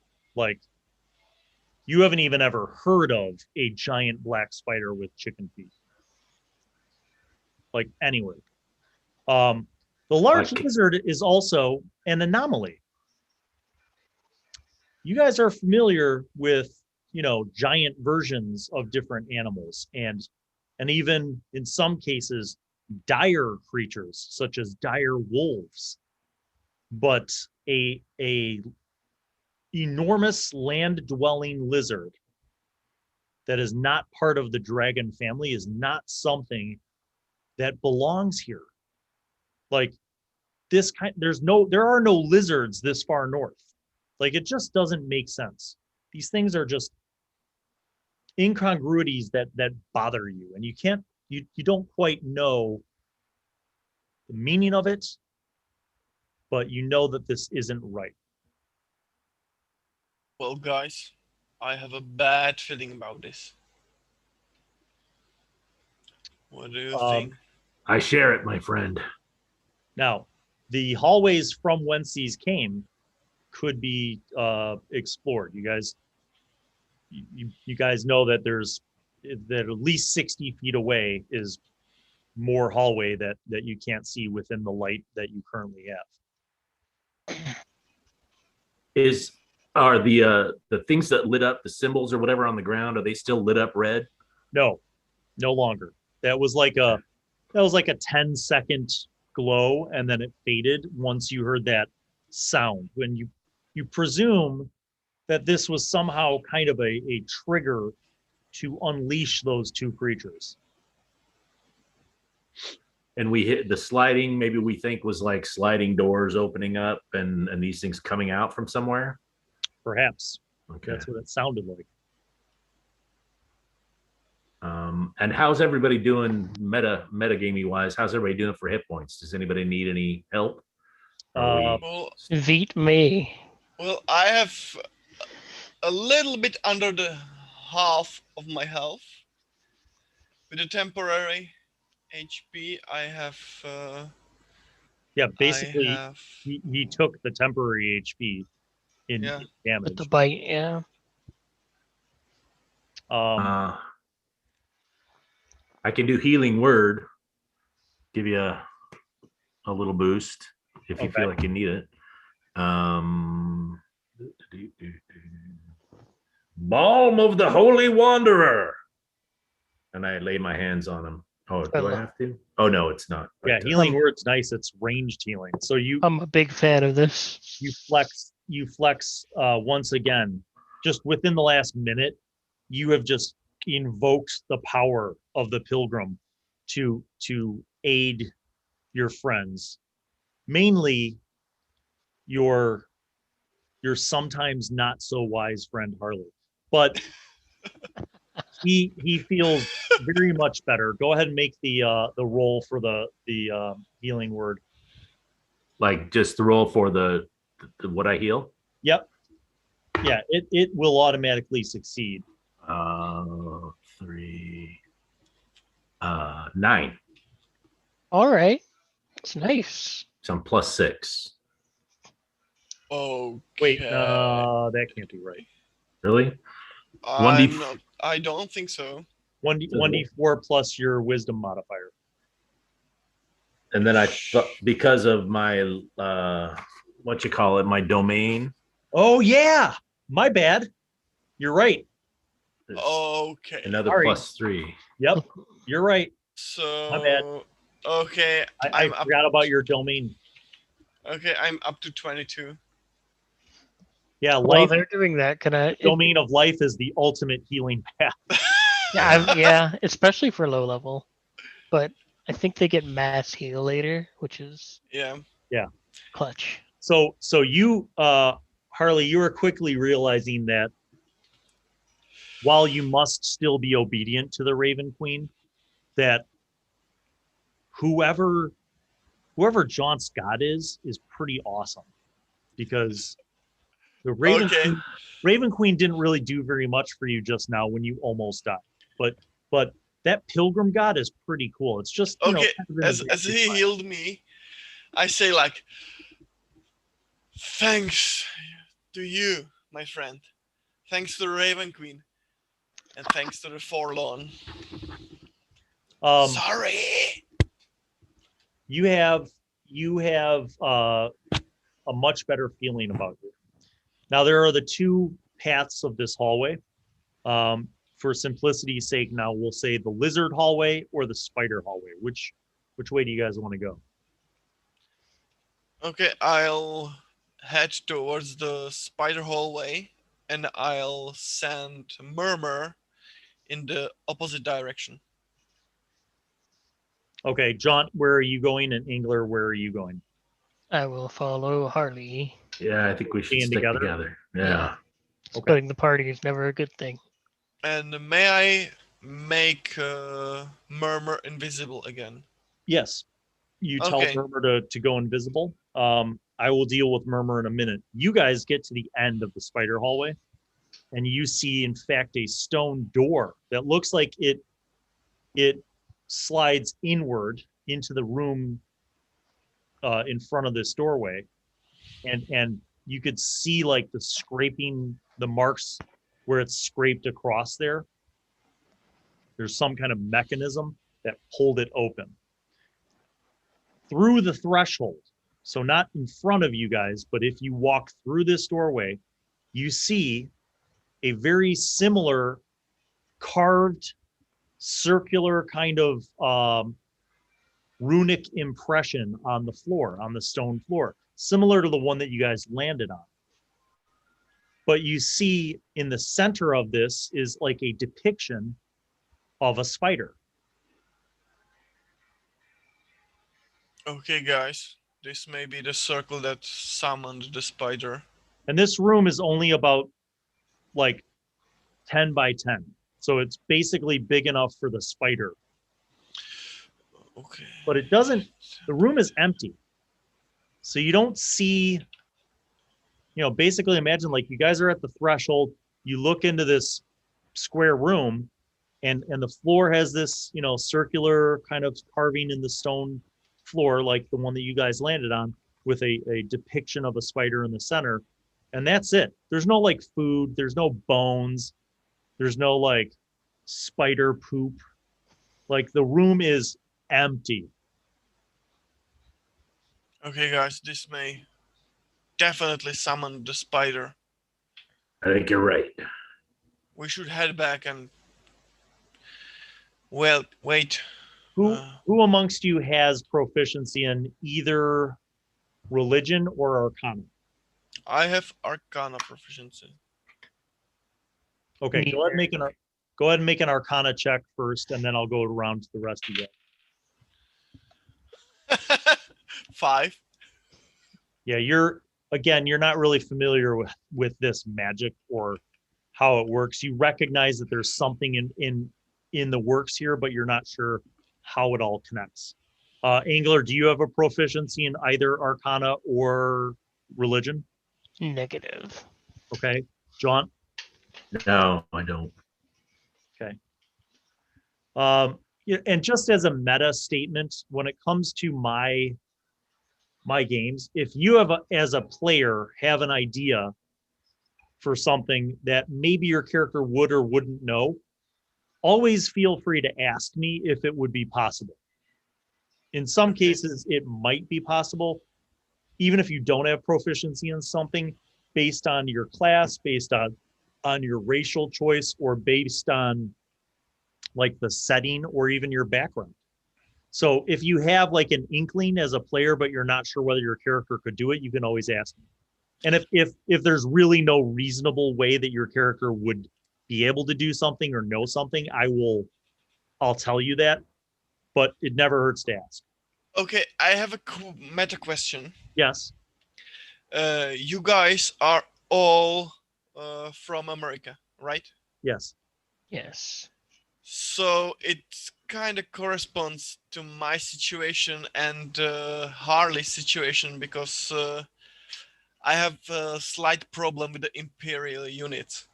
Yeah. Sometimes I have to check the dimensions or something.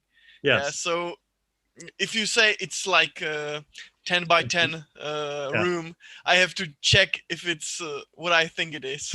So it's 3.2 meters by 3.2 meters. I don't know. I don't know either. So we're in well, 10 by 10 is about approximately 3 by 3. Yeah. So it's close. I just have to translate it to yards for you, and then I'm good. So, so the room does not seem to have any evidence of this spider having like lived there.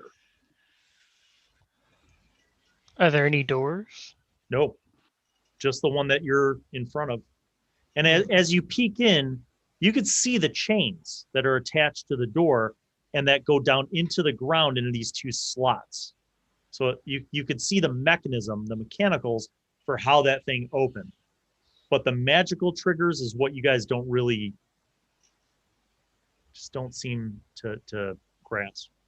The other direction, Murmur tells you that basically Murmur describes to you that there's a very similar thing. Do you want to go over to there? No, I want to go to the stairwell and try to climb up. Well, the stairwell is still a slide. Jaunt, what do you Okay. want to do? Well, it seems like, I mean, number one, we don't want anything else getting summoned. Like, but we don't know what the trigger was. But I'm guessing, I mean, I don't know. We triggered something on the stairs coming down, so that just seemed like a trap, right? Yep. But maybe landing on these symbols or whatever may have been what activated these things to open up. So we certainly don't want to do that again. But it seems like we want to either disable these summoners, assuming that's what is we got in the lizard end of things too. So I don't know if we want to like destroy something in here or destroy the mechanism on the door so that doesn't open up, or if we just want to get the hell out.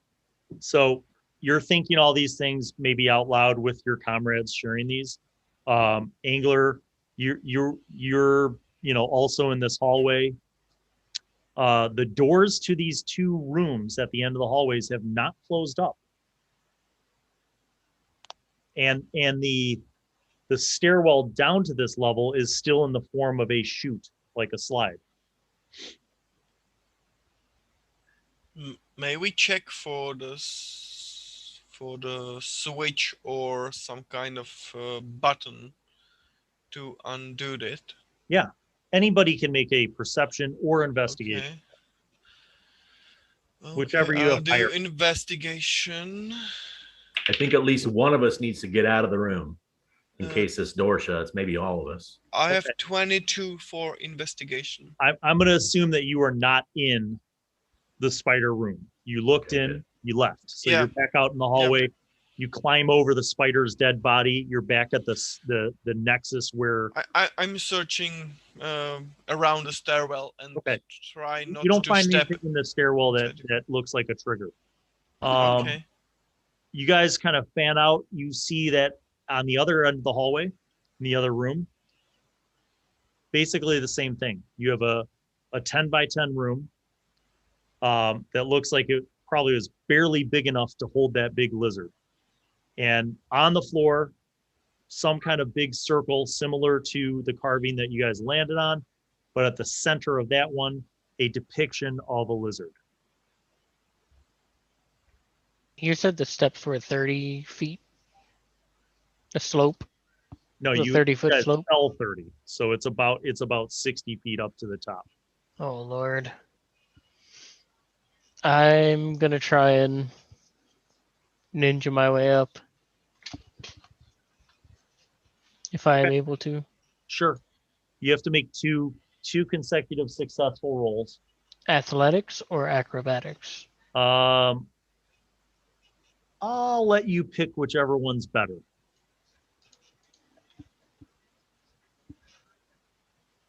14. Nope. You slide right back down. Jaunt, what are you doing? Well, so we've checked out each room. There's no, I mean, my concern is that a key would be somewhere down here, but if we can eliminate they're not going to find the key down here. We're headed back up if we can. Well, it looks like there's no key and the doors have not closed and the stairs have not returned to being stairs. I guess maybe I'll give it a try. Is it some distance of just an open area until we get into because it seems like these guys were able to kind of hit the sides of the walls to stop themselves. If that's true, then we would probably be able to, butt crawl up or whatever. You could try to crawl up, but you'd have to get 2 successful rolls. So either athletics or acrobatics. All right, I'm going to try athletics. 14. You try to get up and you slip back down. It seems like these stairs are extremely smooth. Okay, may I check the circle just below the stairs? Yeah. Is there some kind of imagery. Yes. Oh, what kind? You see a lot of the same depictions that you guys saw in the carvings outside of the ziggurat and in the hallways. Again, you're not sure what the context is, but you also see on the left side is a depiction in the center. On the left side is a depiction of the lizard, and on the right side is a depiction of the spider. Okay, here goes nothing. I'll try to shed some blood, maybe a few drops of my blood on that circle. Nothing. I presume I'm pretty bloody from the attack of the spider. Yeah. You don't. Nothing happens. Okay, then I'll. Do I have a rope? Okay. Then I'll ask Angler for the rope. Okay. I will hand him my hempen rope. 50 feet. Okay. Thanks, buddy. Now I have 100 feet of hempen rope. Yep. So I try to climb up. Go ahead and make an acrobatics or athletics roll. Jaunt, what are you doing while he's doing this? Okay. Acrobatics 12. Yeah, you fail. You fall right back down. I'm gonna try it again. Try and butt scoot up the slide. 11. So you fall back down again. You know, you guys are kind of at the base. You're on this seal. The stairs are just a slide, and you see the body of the lizard on one side, the body of the spider on the other side, and nothing has changed. Mm-hmm. Could I go around the room and check for traps? Sure. And I'm actually not sure what I add to that. Is it just Dex plus proficiency? No, it's not Dex. It's investigation. Investigation. Disarming traps might be would be your proficiency bonus and your Dex bonus, but finding them would be investigation. Just investigation? Yep. Sometimes 13. perception. Okay. You don't see any traps, but you do again see the mechanical side of this seems to be that there are chains that pull those doors back to open them from the inside. So I'll try to Eldritch Blast the chains. Okay. What should I roll? You don't need to roll. You go in the room. So which room do you go into when you do this? I'm not going into the room. I'm staying in the hallway. You're going to stay in the hallway and lean into the room to see the chains? Yep. Okay. You blast them. Eventually you destroy the chains. They just flop to the ground. Okay, guys. Stone door doesn't move. That didn't work, so we have to climb up. Jaunt, what are you doing? Well, I don't know. I guess I'm kind of curious about the mechanism of that chain thing. I mean, now it's like open. There's no chance of it shutting, right? So if a creature appears, there's no keeping it where it is. I don't know. Well, Are we all force the stone door from the inside if you wanted? Force it shut? Yeah. Or force, but then I'm on the inside. Yeah. I don't like that idea. Yeah. I don't know.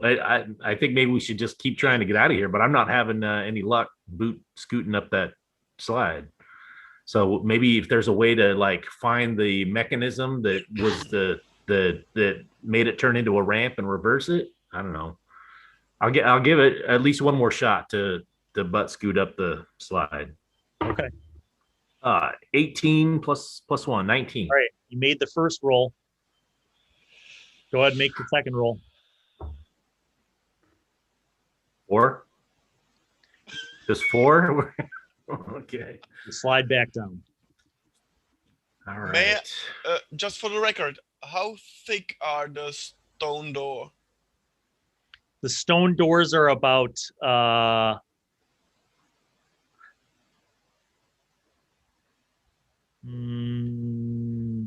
It's thicker than the door I blasted on our way in. yes. Let's say maybe 20 centimeters. Okay, about a foot. Yeah. Yeah. What is that? What is centimeters?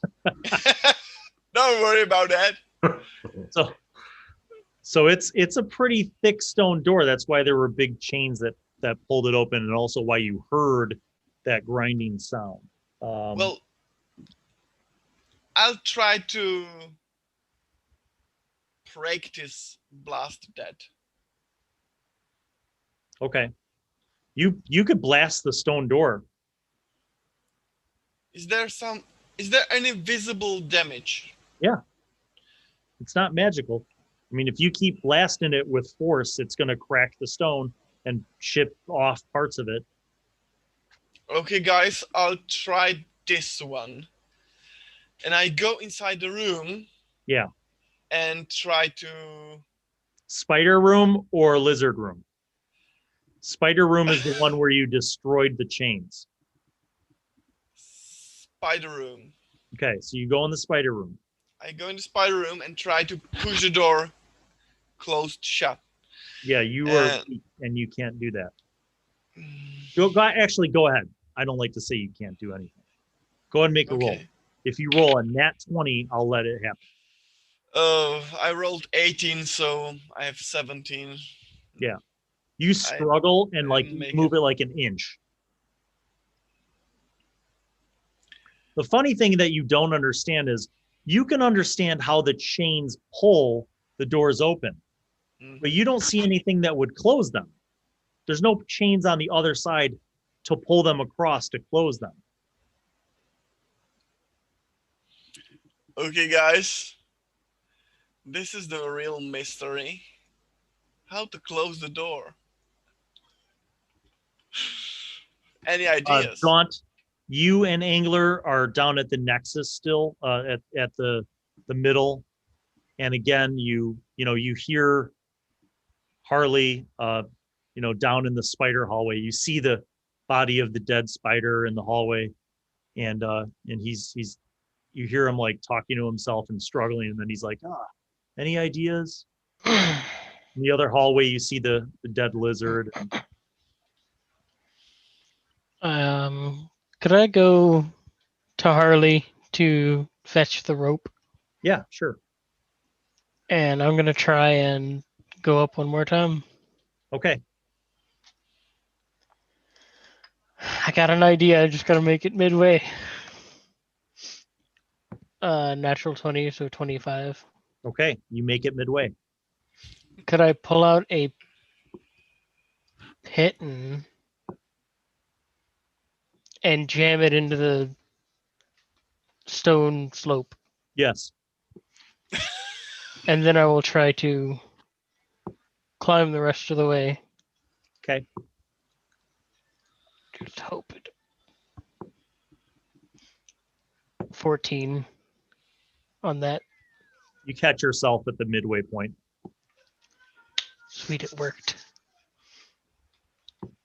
Now, I could be a dick and say that you didn't tie off, but I'm assuming that Yeah. I'm assuming that you did that. So you've got a rope that goes up halfway.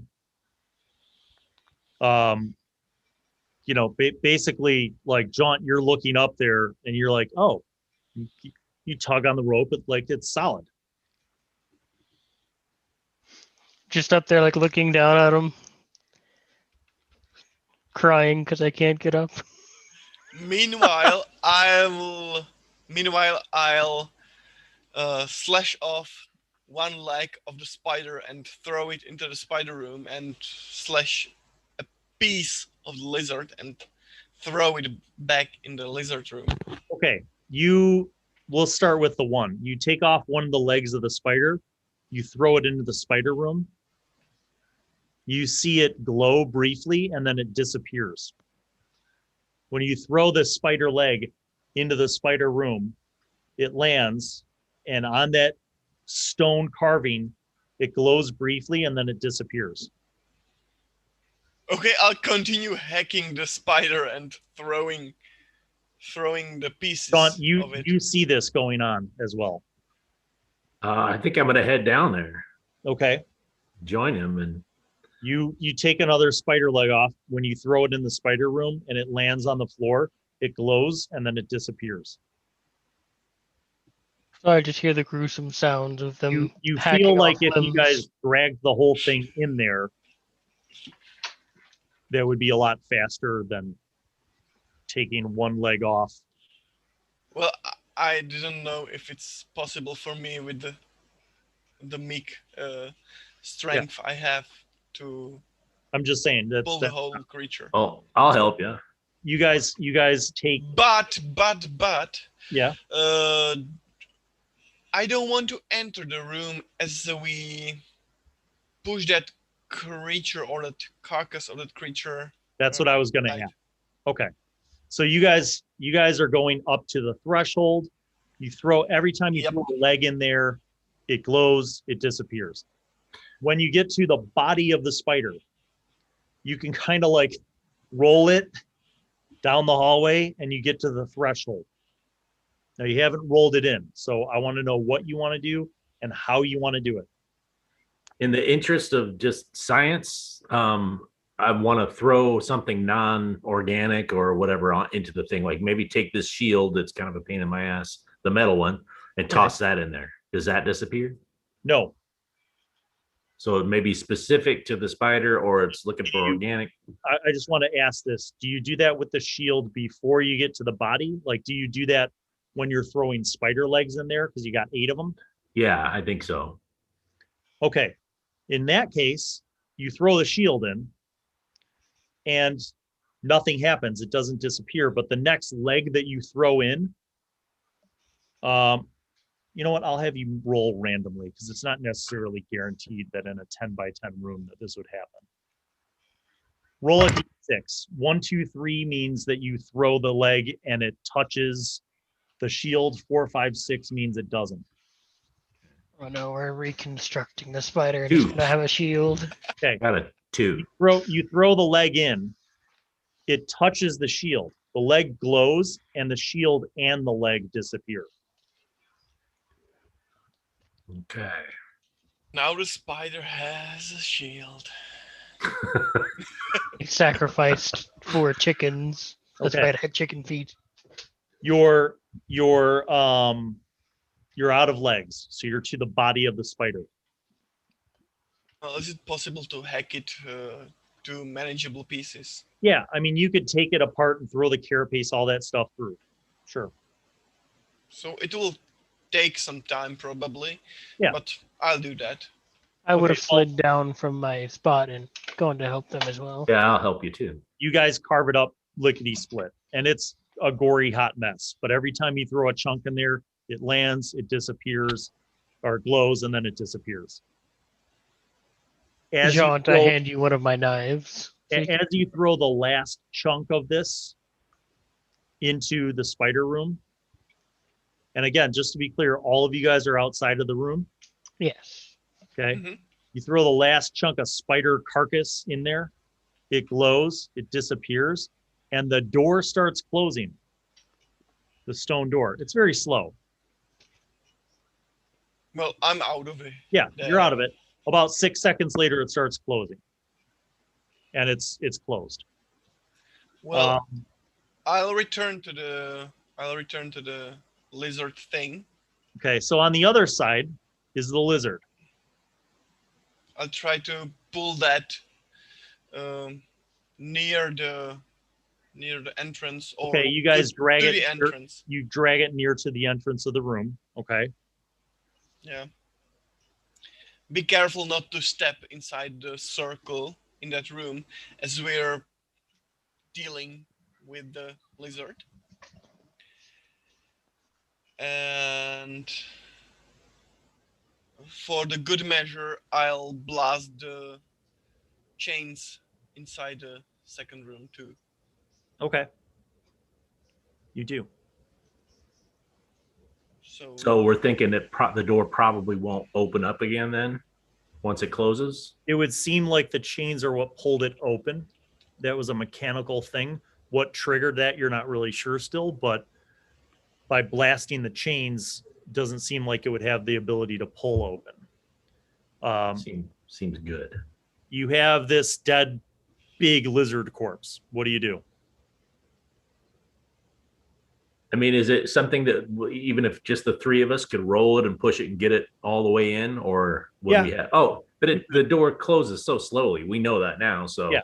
But the shield disappeared when it touched the dead leg of the spider. We shouldn't be touching the corpse as we put it inside the room. Triple shove action. So if you guys want to try to shove it without going into the room, I'll let you do that. Who has the highest strength? Probably none of you. Not me. Probably Jaunt, if I'm honest. Really? Jaunt Yeah. has I got a 13. Mine's 10.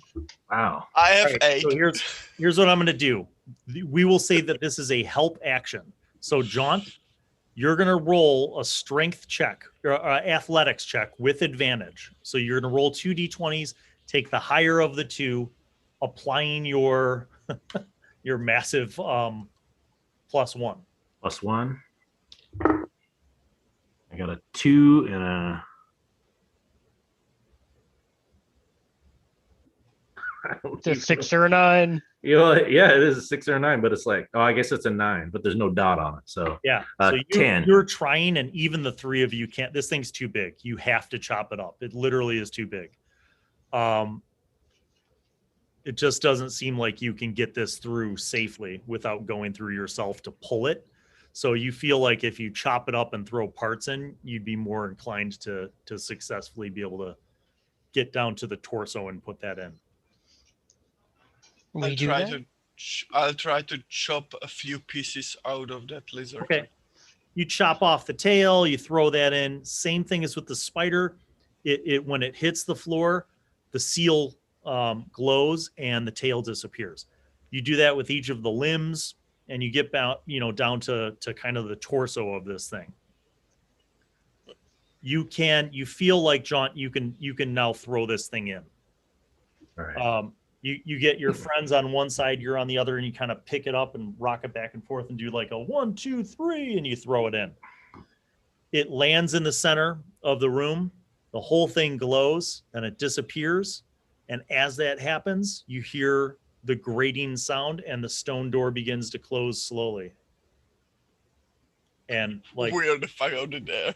6 seconds later, it closes completely. At that point, you guys hear a sound behind you. Back by the nexus of the hallway and the stairwell, you hear like a shifting sound and like a Sounds nice. And you go back and you look up the stairs, and the stairs seem to be stairs again. Okay, Angler, go first and be very careful and very perceptive. I will go and start going up the stairs and looking. I will let you for make said a button. perception check with advantage because you already triggered this. Stepped on it. Yeah, I'm going to say you know roughly which stair it is and which one, therefore, to avoid. 15. Okay. You take one of your pitons and you scratch the wall above the stair that you're certain is the trigger. And you're like, you point to this, and then you go up. I was going to say, I'm going to grab my piton and rope too. So you guys follow up. You see the place where Angler marked the stair. You step over that and you continue up. And you arrive at the top of the landing. You come out of that small stairwell, and you're back in that hallway. on Okay, the main guys, level of the ziggurat. we have just one direction to go. Who's behind me? And I step towards the stairs. I'll go Okay. behind and let Jaunt take the rear. Take Okay. the rear. Make a perception, I guess, a perception check, Harley, since you're kind of up front. Okay, I'm not a very perceptive guy. I have 2.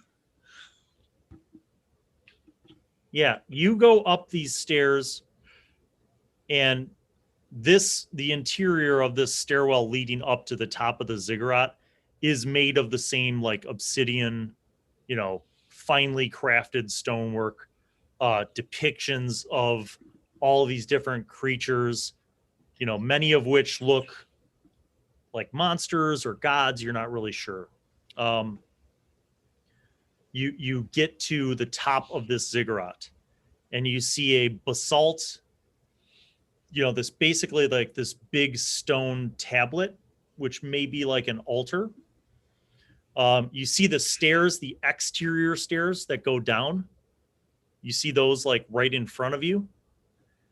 You see a second altar where there's a bunch of religious paraphernalia, including a twin like forked dagger that almost looks like the fangs of like a snake.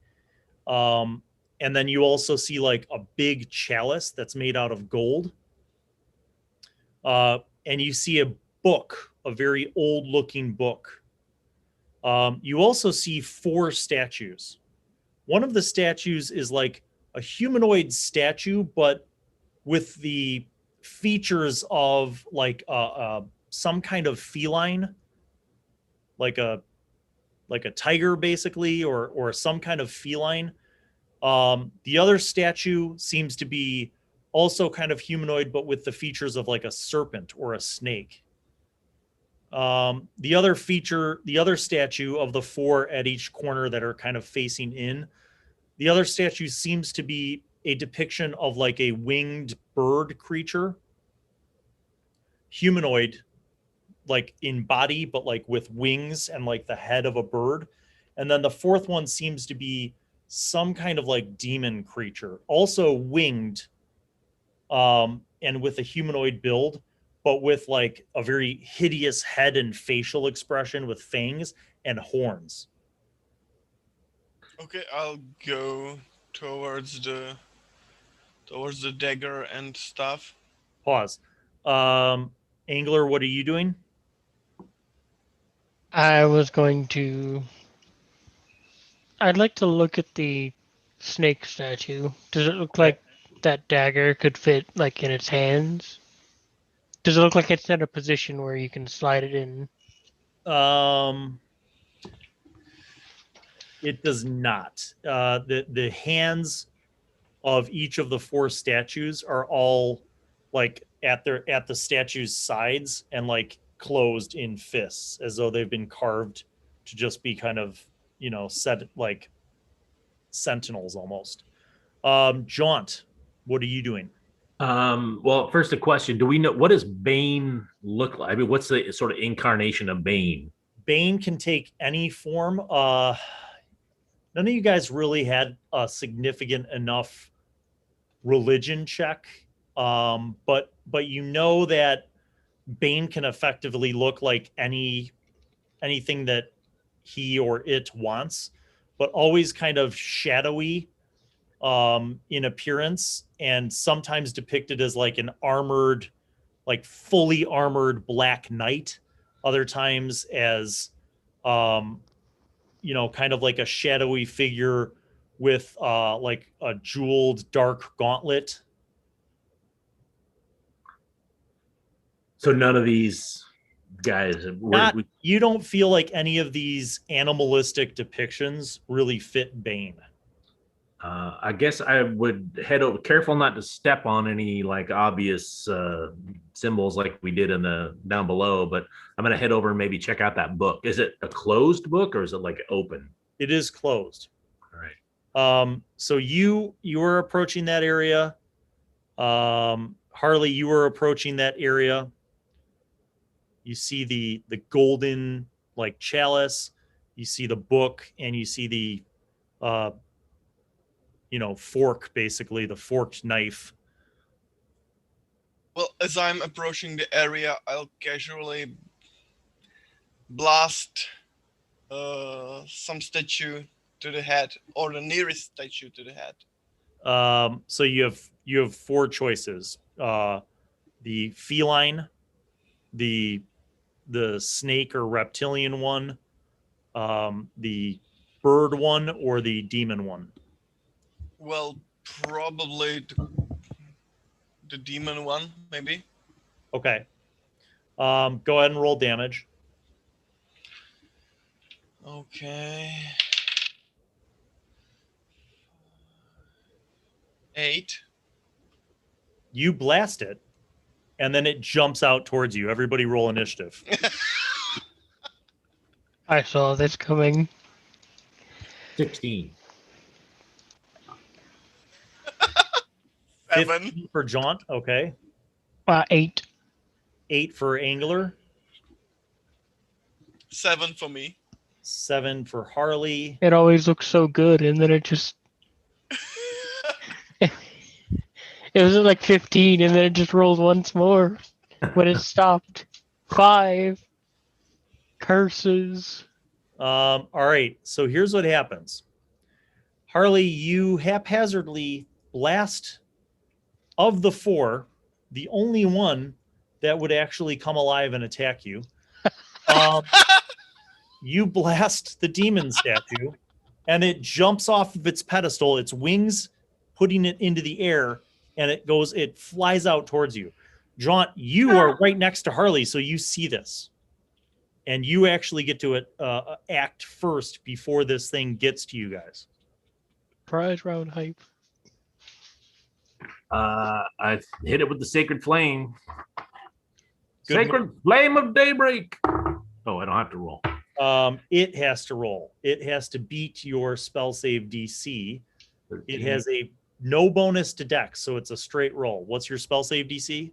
13. Okay, it missed. So you will roll a D8 and tell me how much damage. 1.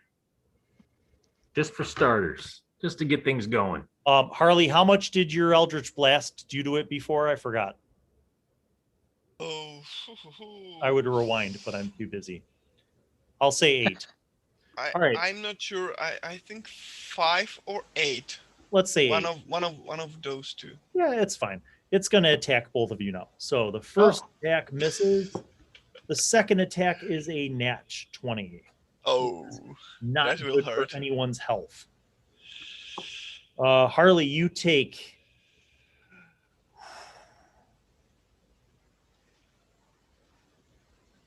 14 hit points of damage. Oh, okay.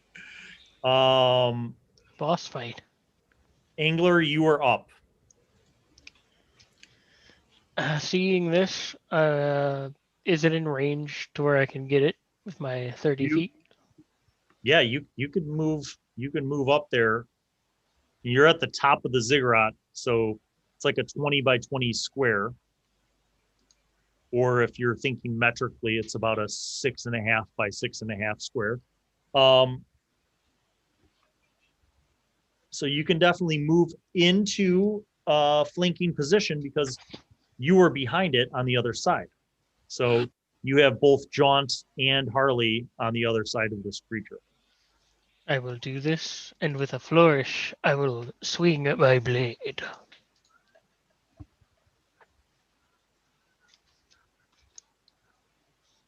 That's a 13.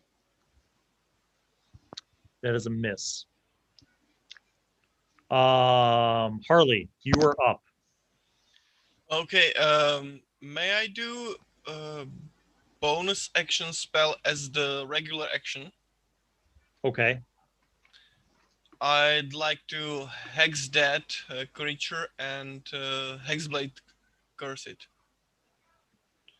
Okay. Both both are bonus actions, so it will be my turn.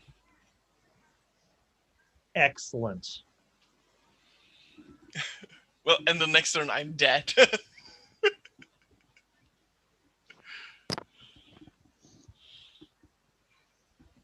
I'm pretty screwed up. Which ability check do you want to give it disadvantage on? Think carefully about this. It's a pretty massive creature, I think. No, it's not. It's medium size. Well, I mean, the build of the creature. It's like... Sure, I'll let you make an Arcana check. Okay. Arcana. 14. Okay, at this point, you have seen your comrade, Jaunt, cast his divine magical spell.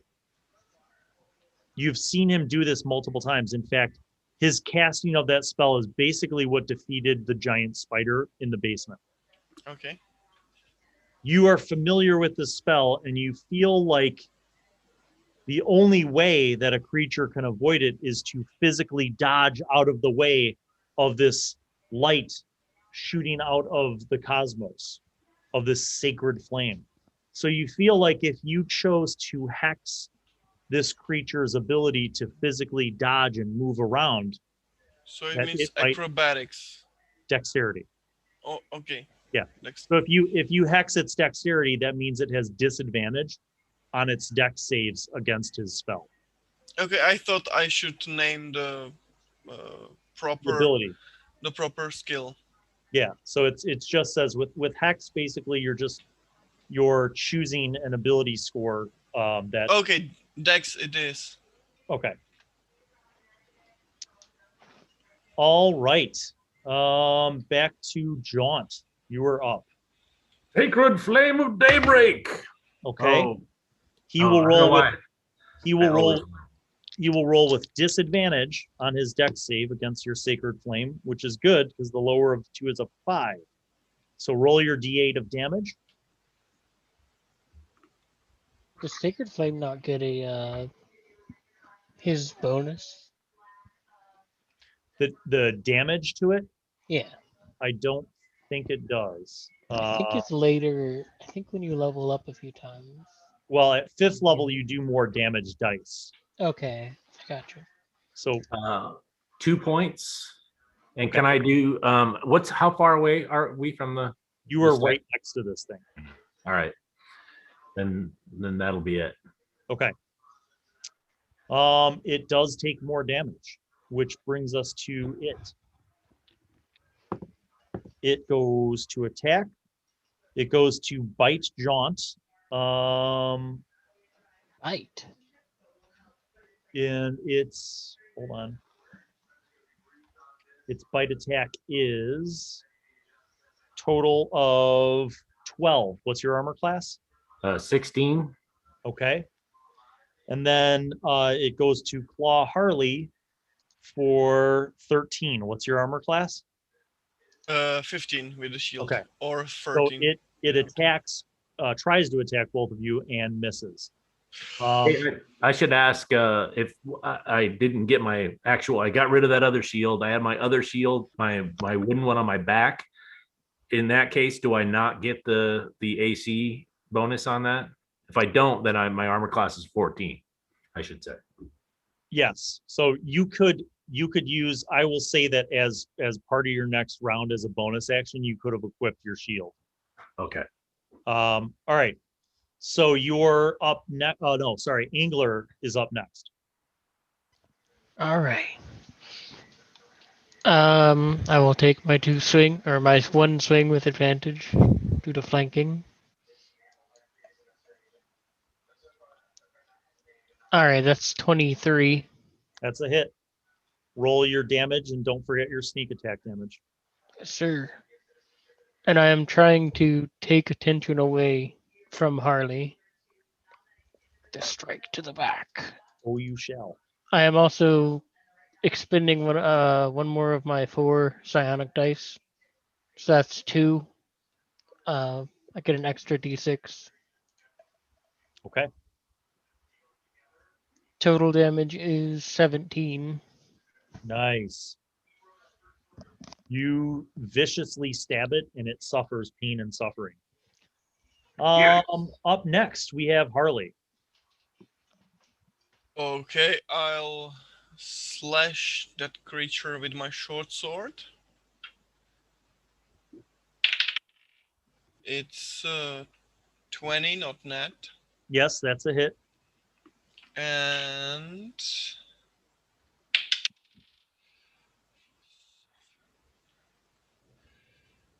it's 7 damage. Okay. From the short sword, and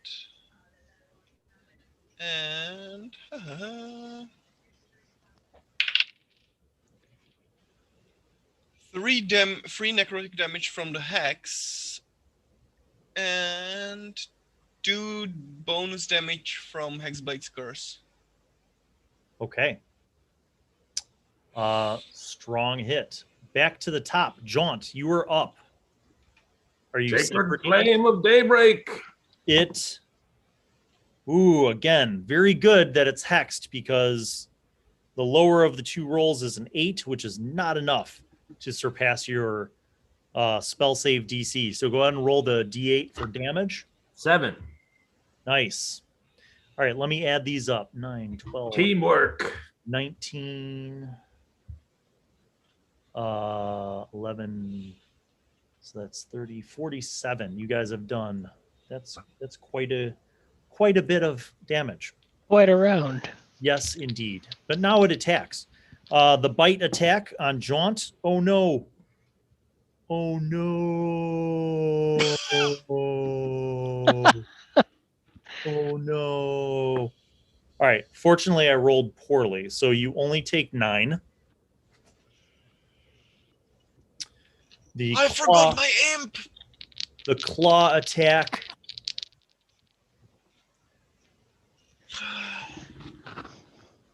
Gotta remember these things, Harley.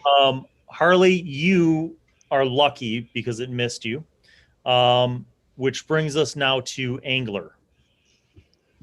I thought I would take its attention away with that last swing. Nope. Right. Good. Great. Okay. I got a nat 20 and a 1. If you good want to thing do you got screen flank sharing, I don't mind. Sharing my D&D Beyond screen. Sure. It says you have it disabled. Yeah. Hold on. All right. So you are very lucky that you hit it. What's the go ahead and try it now. It should allow you. You're very lucky that you hit it, because as you're hitting this thing. Can you see it? Yep. Okay. Nice. So damage. Do you double the dice, or what do you do in your? No. So we will be doing the campaigns? Bill Allen damage alternative scoring system. Ow. So your rapier does D8, right? Right. So it's automatically 8. Then you roll another D8, and then you add in your bonuses. Okay, I got you. And then you're going to max out your sneak attack damage and roll a second dice there. So max out the sneak attack and add 1 dice? Yes. Okay. So roll your virtual dice. Okay. There you go. So That's 20 base. that's 9 plus 14 is 23, plus your dex bonus is what's your dex? 26, 3, I think. Yeah, you drop it. Wow. Rogue man. 47 plus 26. Yeah, you guys cleared a 73 damage. It the thing shatters, and it parts of this obsidian statue just shatter all over the top, the dais of this ziggurat. The other 3 I statues. feel like I can't do anything to steal and kill things. The other three statues don't move. Like nothing else seems to be animated. So what do you guys do now? Is anything open? Well, guys, should I blast another one? No. No. No. Just kind Are of you sure? dust ourselves off so no little fragments of this evil thing get stuck to us. So there was on the clerical altar, there was the forked knife, there was the tome, and a golden chalice. You gotta check them out. Okay. I still feel like if we take something, I'll check the forked knife. Yeah. So you're looking at the forked knife. Yep. Look at the book. It looks like it is a weapon that is possibly for some kind of sacrificial purpose. You're not really sure, but it looks like more for ceremony and sacrifice and ritual than it is for actual combat. But it is silvered. It's a silvered blade. Jaunt, as you look at the book, you see what languages do you speak? Common, halfling, and dwarven. You do not. You're a pretty learned person, but you do not recognize the language that is adorning the front cover of this leather old tome. You open it up, and you see that there's inscriptions for like ritual, some kind of like ritual. There's like an overview of a ritual, and there's like little annotations and writings and stuff. And you flip the pages, and about 10 pages in, you get to a strange thing. The rest of the book has been hollowed out, as if someone cut the paper out like a square inside of the paper. And you see resting in this hollow is a very strange looking key. And the key edge of it it's kind of an X shape with a lot of very finely cut surfaces, as if it were activating multiple tumblers in a complex kind of lock. And the end of the key has a square kind of shape with a square emerald looking gem. Well, this appears to be the key that Captain Leto wanted us to retrieve. What do you think, fellows? Well, Do I dare pick it up? it seems so. I'm gonna pocket the golden chalice while they're talking. Make a sleight of hand check. I don't care.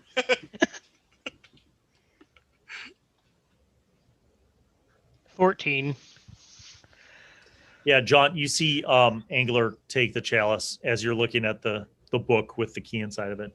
Add it to my chalice collection. And as I'm speaking to the Jaunt, I'm putting that forked knife behind my belt, and I'll take care of that puppy. Okay. So, Jaunt, do you take the whole book with the key inside, or just the key? What do you do? Well, I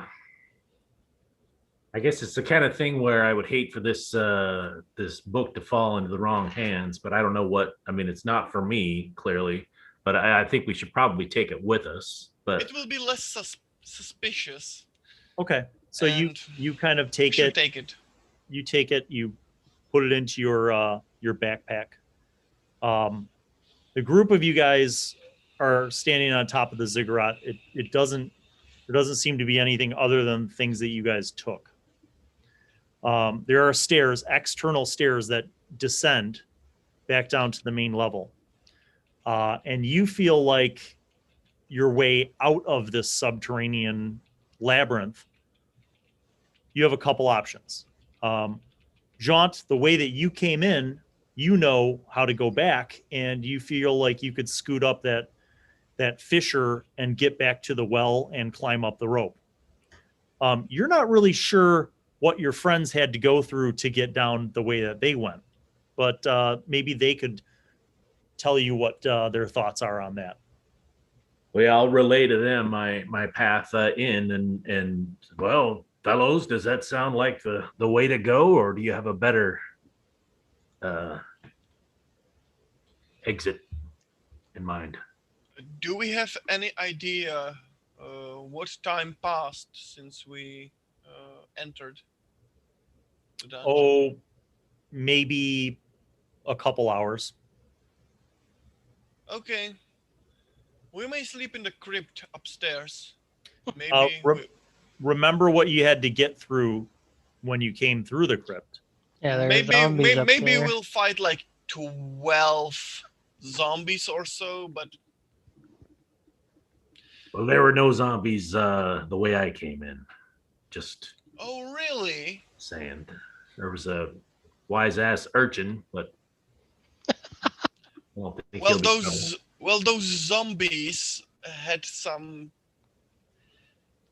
pretty trinkets, but maybe it's the wiser path to take. Angler, you look at your two friends, and Jaunt seems to indicate that the way that he came in seems to be a pretty clear way. Meanwhile, you remember a couple hours trying to figure out how to not have a zombie horde follow you. And you look at Harley and you think to yourself, well, let's see. Who has almost died more times in the last 6 hours? And it occurs to you that perhaps Jaunt's way might be a safer way to go. Definitely the safer way.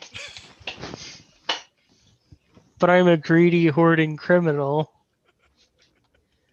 So I'm having difficulty choosing which way to go. Jaunt, you feel like, based on what you've learned about your friends and their travels, that your way is clearly the wiser path. Clearly the wiser man. I have found that the guidance of Fharlanghn is the wisest counsel, and I feel like Fharlanghn guides us back whence I came. I don't want to tell you fellows your business, but I don't know if I'm cleric enough to. But he does have the key, and well, I'll put a hand on his shoulder and I say to Jaunt, well, friend, I may have been looking up to the Raven Queen so much. I haven't seen Fharlanghn so clearly as I see him now. And I trust you. I swell with pride. Yes. All right. And you guys begin following Jaunt back, and some of the way back is similar to how you got here, but the chasm that he leads you down into is not a way that you came. And you follow this underground chasm for a while until you get to this fissure in the rock, and it's very narrow, but it's also climbable. And it takes a while because you're going like on your hands and knees, and you get to the top of this fissure and you come out and you are in a well, but it's pretty narrow, so each one of you has to go through one at a time. Jaunt, you emerge from the well, and you are in the field, and it's, it's a little bit, it's not dark out, it's just like late afternoon. And up next, Harley kind of climbs out of the well, and Angler comes up last, and you are able to then retrieve your rope. As we're upstairs, weighing on my mind, I say to the Jaunt, well, as I thought of your god, does he have any words of healing for me? I'm a bit down. So if you'd be so helpful. How about I'll do cure wounds. on him. Okay. You'll have to see it. Let's see, my That'll do quite a bit. salve of the vagabond, salve of the holy vagabond. What is it? 1d8 plus 6. So 8 points. Okay, that's better. Thank you, my friend. You are the best. All thanks And- to Fharlanghn. And I'm telepathically saying to the murmur, "Thanks to the Raven Queen, isn't it?" You guys begin making your way back towards town. You get into the city. You head over to the inn and find your way up to Captain Leto's office. And you guys actually see Denz, and Denz looks surprised to see you back. And he kind of like looks at the three of you and he's like, "Did you already do it? Is it done?" Do you have any doubts of us? He looks at you and he nods. He's like, "Yes, all the time. I am constantly doubting you. Well, I fair should've enough. I'm glad I didn't bet money that you would be dead. But anyway," he knocks 3 times on the door and you hear the voice of Captain Leto say, "Yes, come in." As we're going in, Denz opens the door and he puts his arm up to stop you from going in. And he says, "You're never going to believe this, Captain. But those 3 guys that you sent to go recover the key have returned." And you hear Captain Leto go, "What? Really? Oh, let him in." And Denz brings his arm down and he opens the door for you and he says, he just gestures for you to go in. as we are going in, I quickly tell to the dance, maybe next time we shall bet that we'll end up dying or not. And I'm going in. Okay. You guys go into Leto's office. He gestures for you to sit down and he says, "So you found the key then?" Verily, that we did. Nice. Faith is rewarded. You've got to have faith, Captain. Start getting into my pack to get the key out. He says, "Was there anything down there worth anything? You guys looking to unload anything, sell anything?" Well, I'll show him the chalices. Which did have a DM question. How many did I get of silver chalices? I'm going to roll. All right.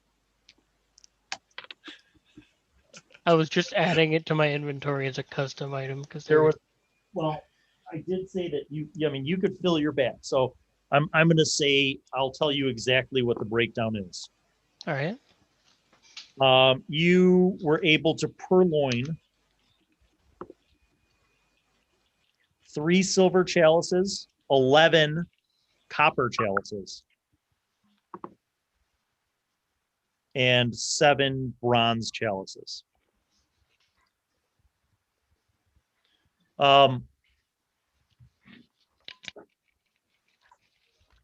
He looks at those and he says, "I would sell those. You can probably sell those in town." He goes, "Unless they're magical," which he's looking at them and he goes, "I don't see anything like that. I'd just sell them over in the mezzanine. Somebody will buy them. One of those collectors, antique place, maybe a jeweler." But he goes, "Let's see the key." You pass it over. He looks at it. He's like, "Yes, this is it."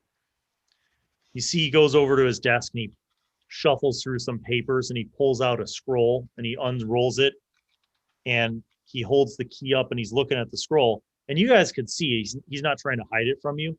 But basically, you see on this scroll, it looks like somebody drew a depiction of what this key kind of looks like. And it's not exact. there are some features that are missing from this drawing, but he looks at it and he's like, yeah, pretty sure this is it. He goes, well done. He turns around and he goes over to a chest on a shelf right behind his desk. And he puts the key in the rolled up scroll and he puts it on the shelf.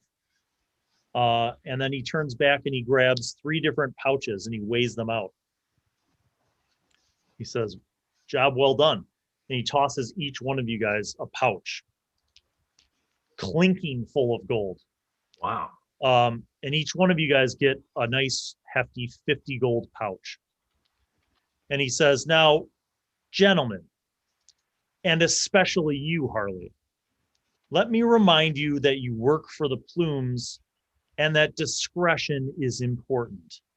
I don't want to hear that you guys were at the tavern talking about how you went into the old city and you found all this and that. You keep your mouths shut.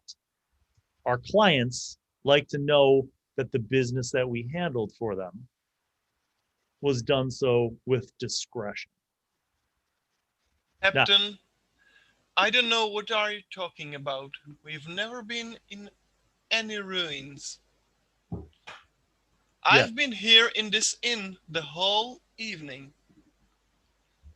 Isn't that so? Good. I'm glad we have an understanding about that.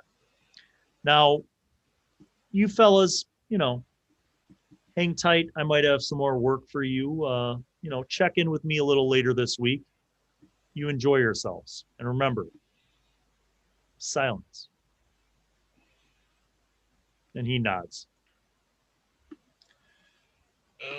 He taps on his desk twice, and you hear the door open, and Denz opens the door and holds it open for you guys. Get up and start walking out. Okay. Just a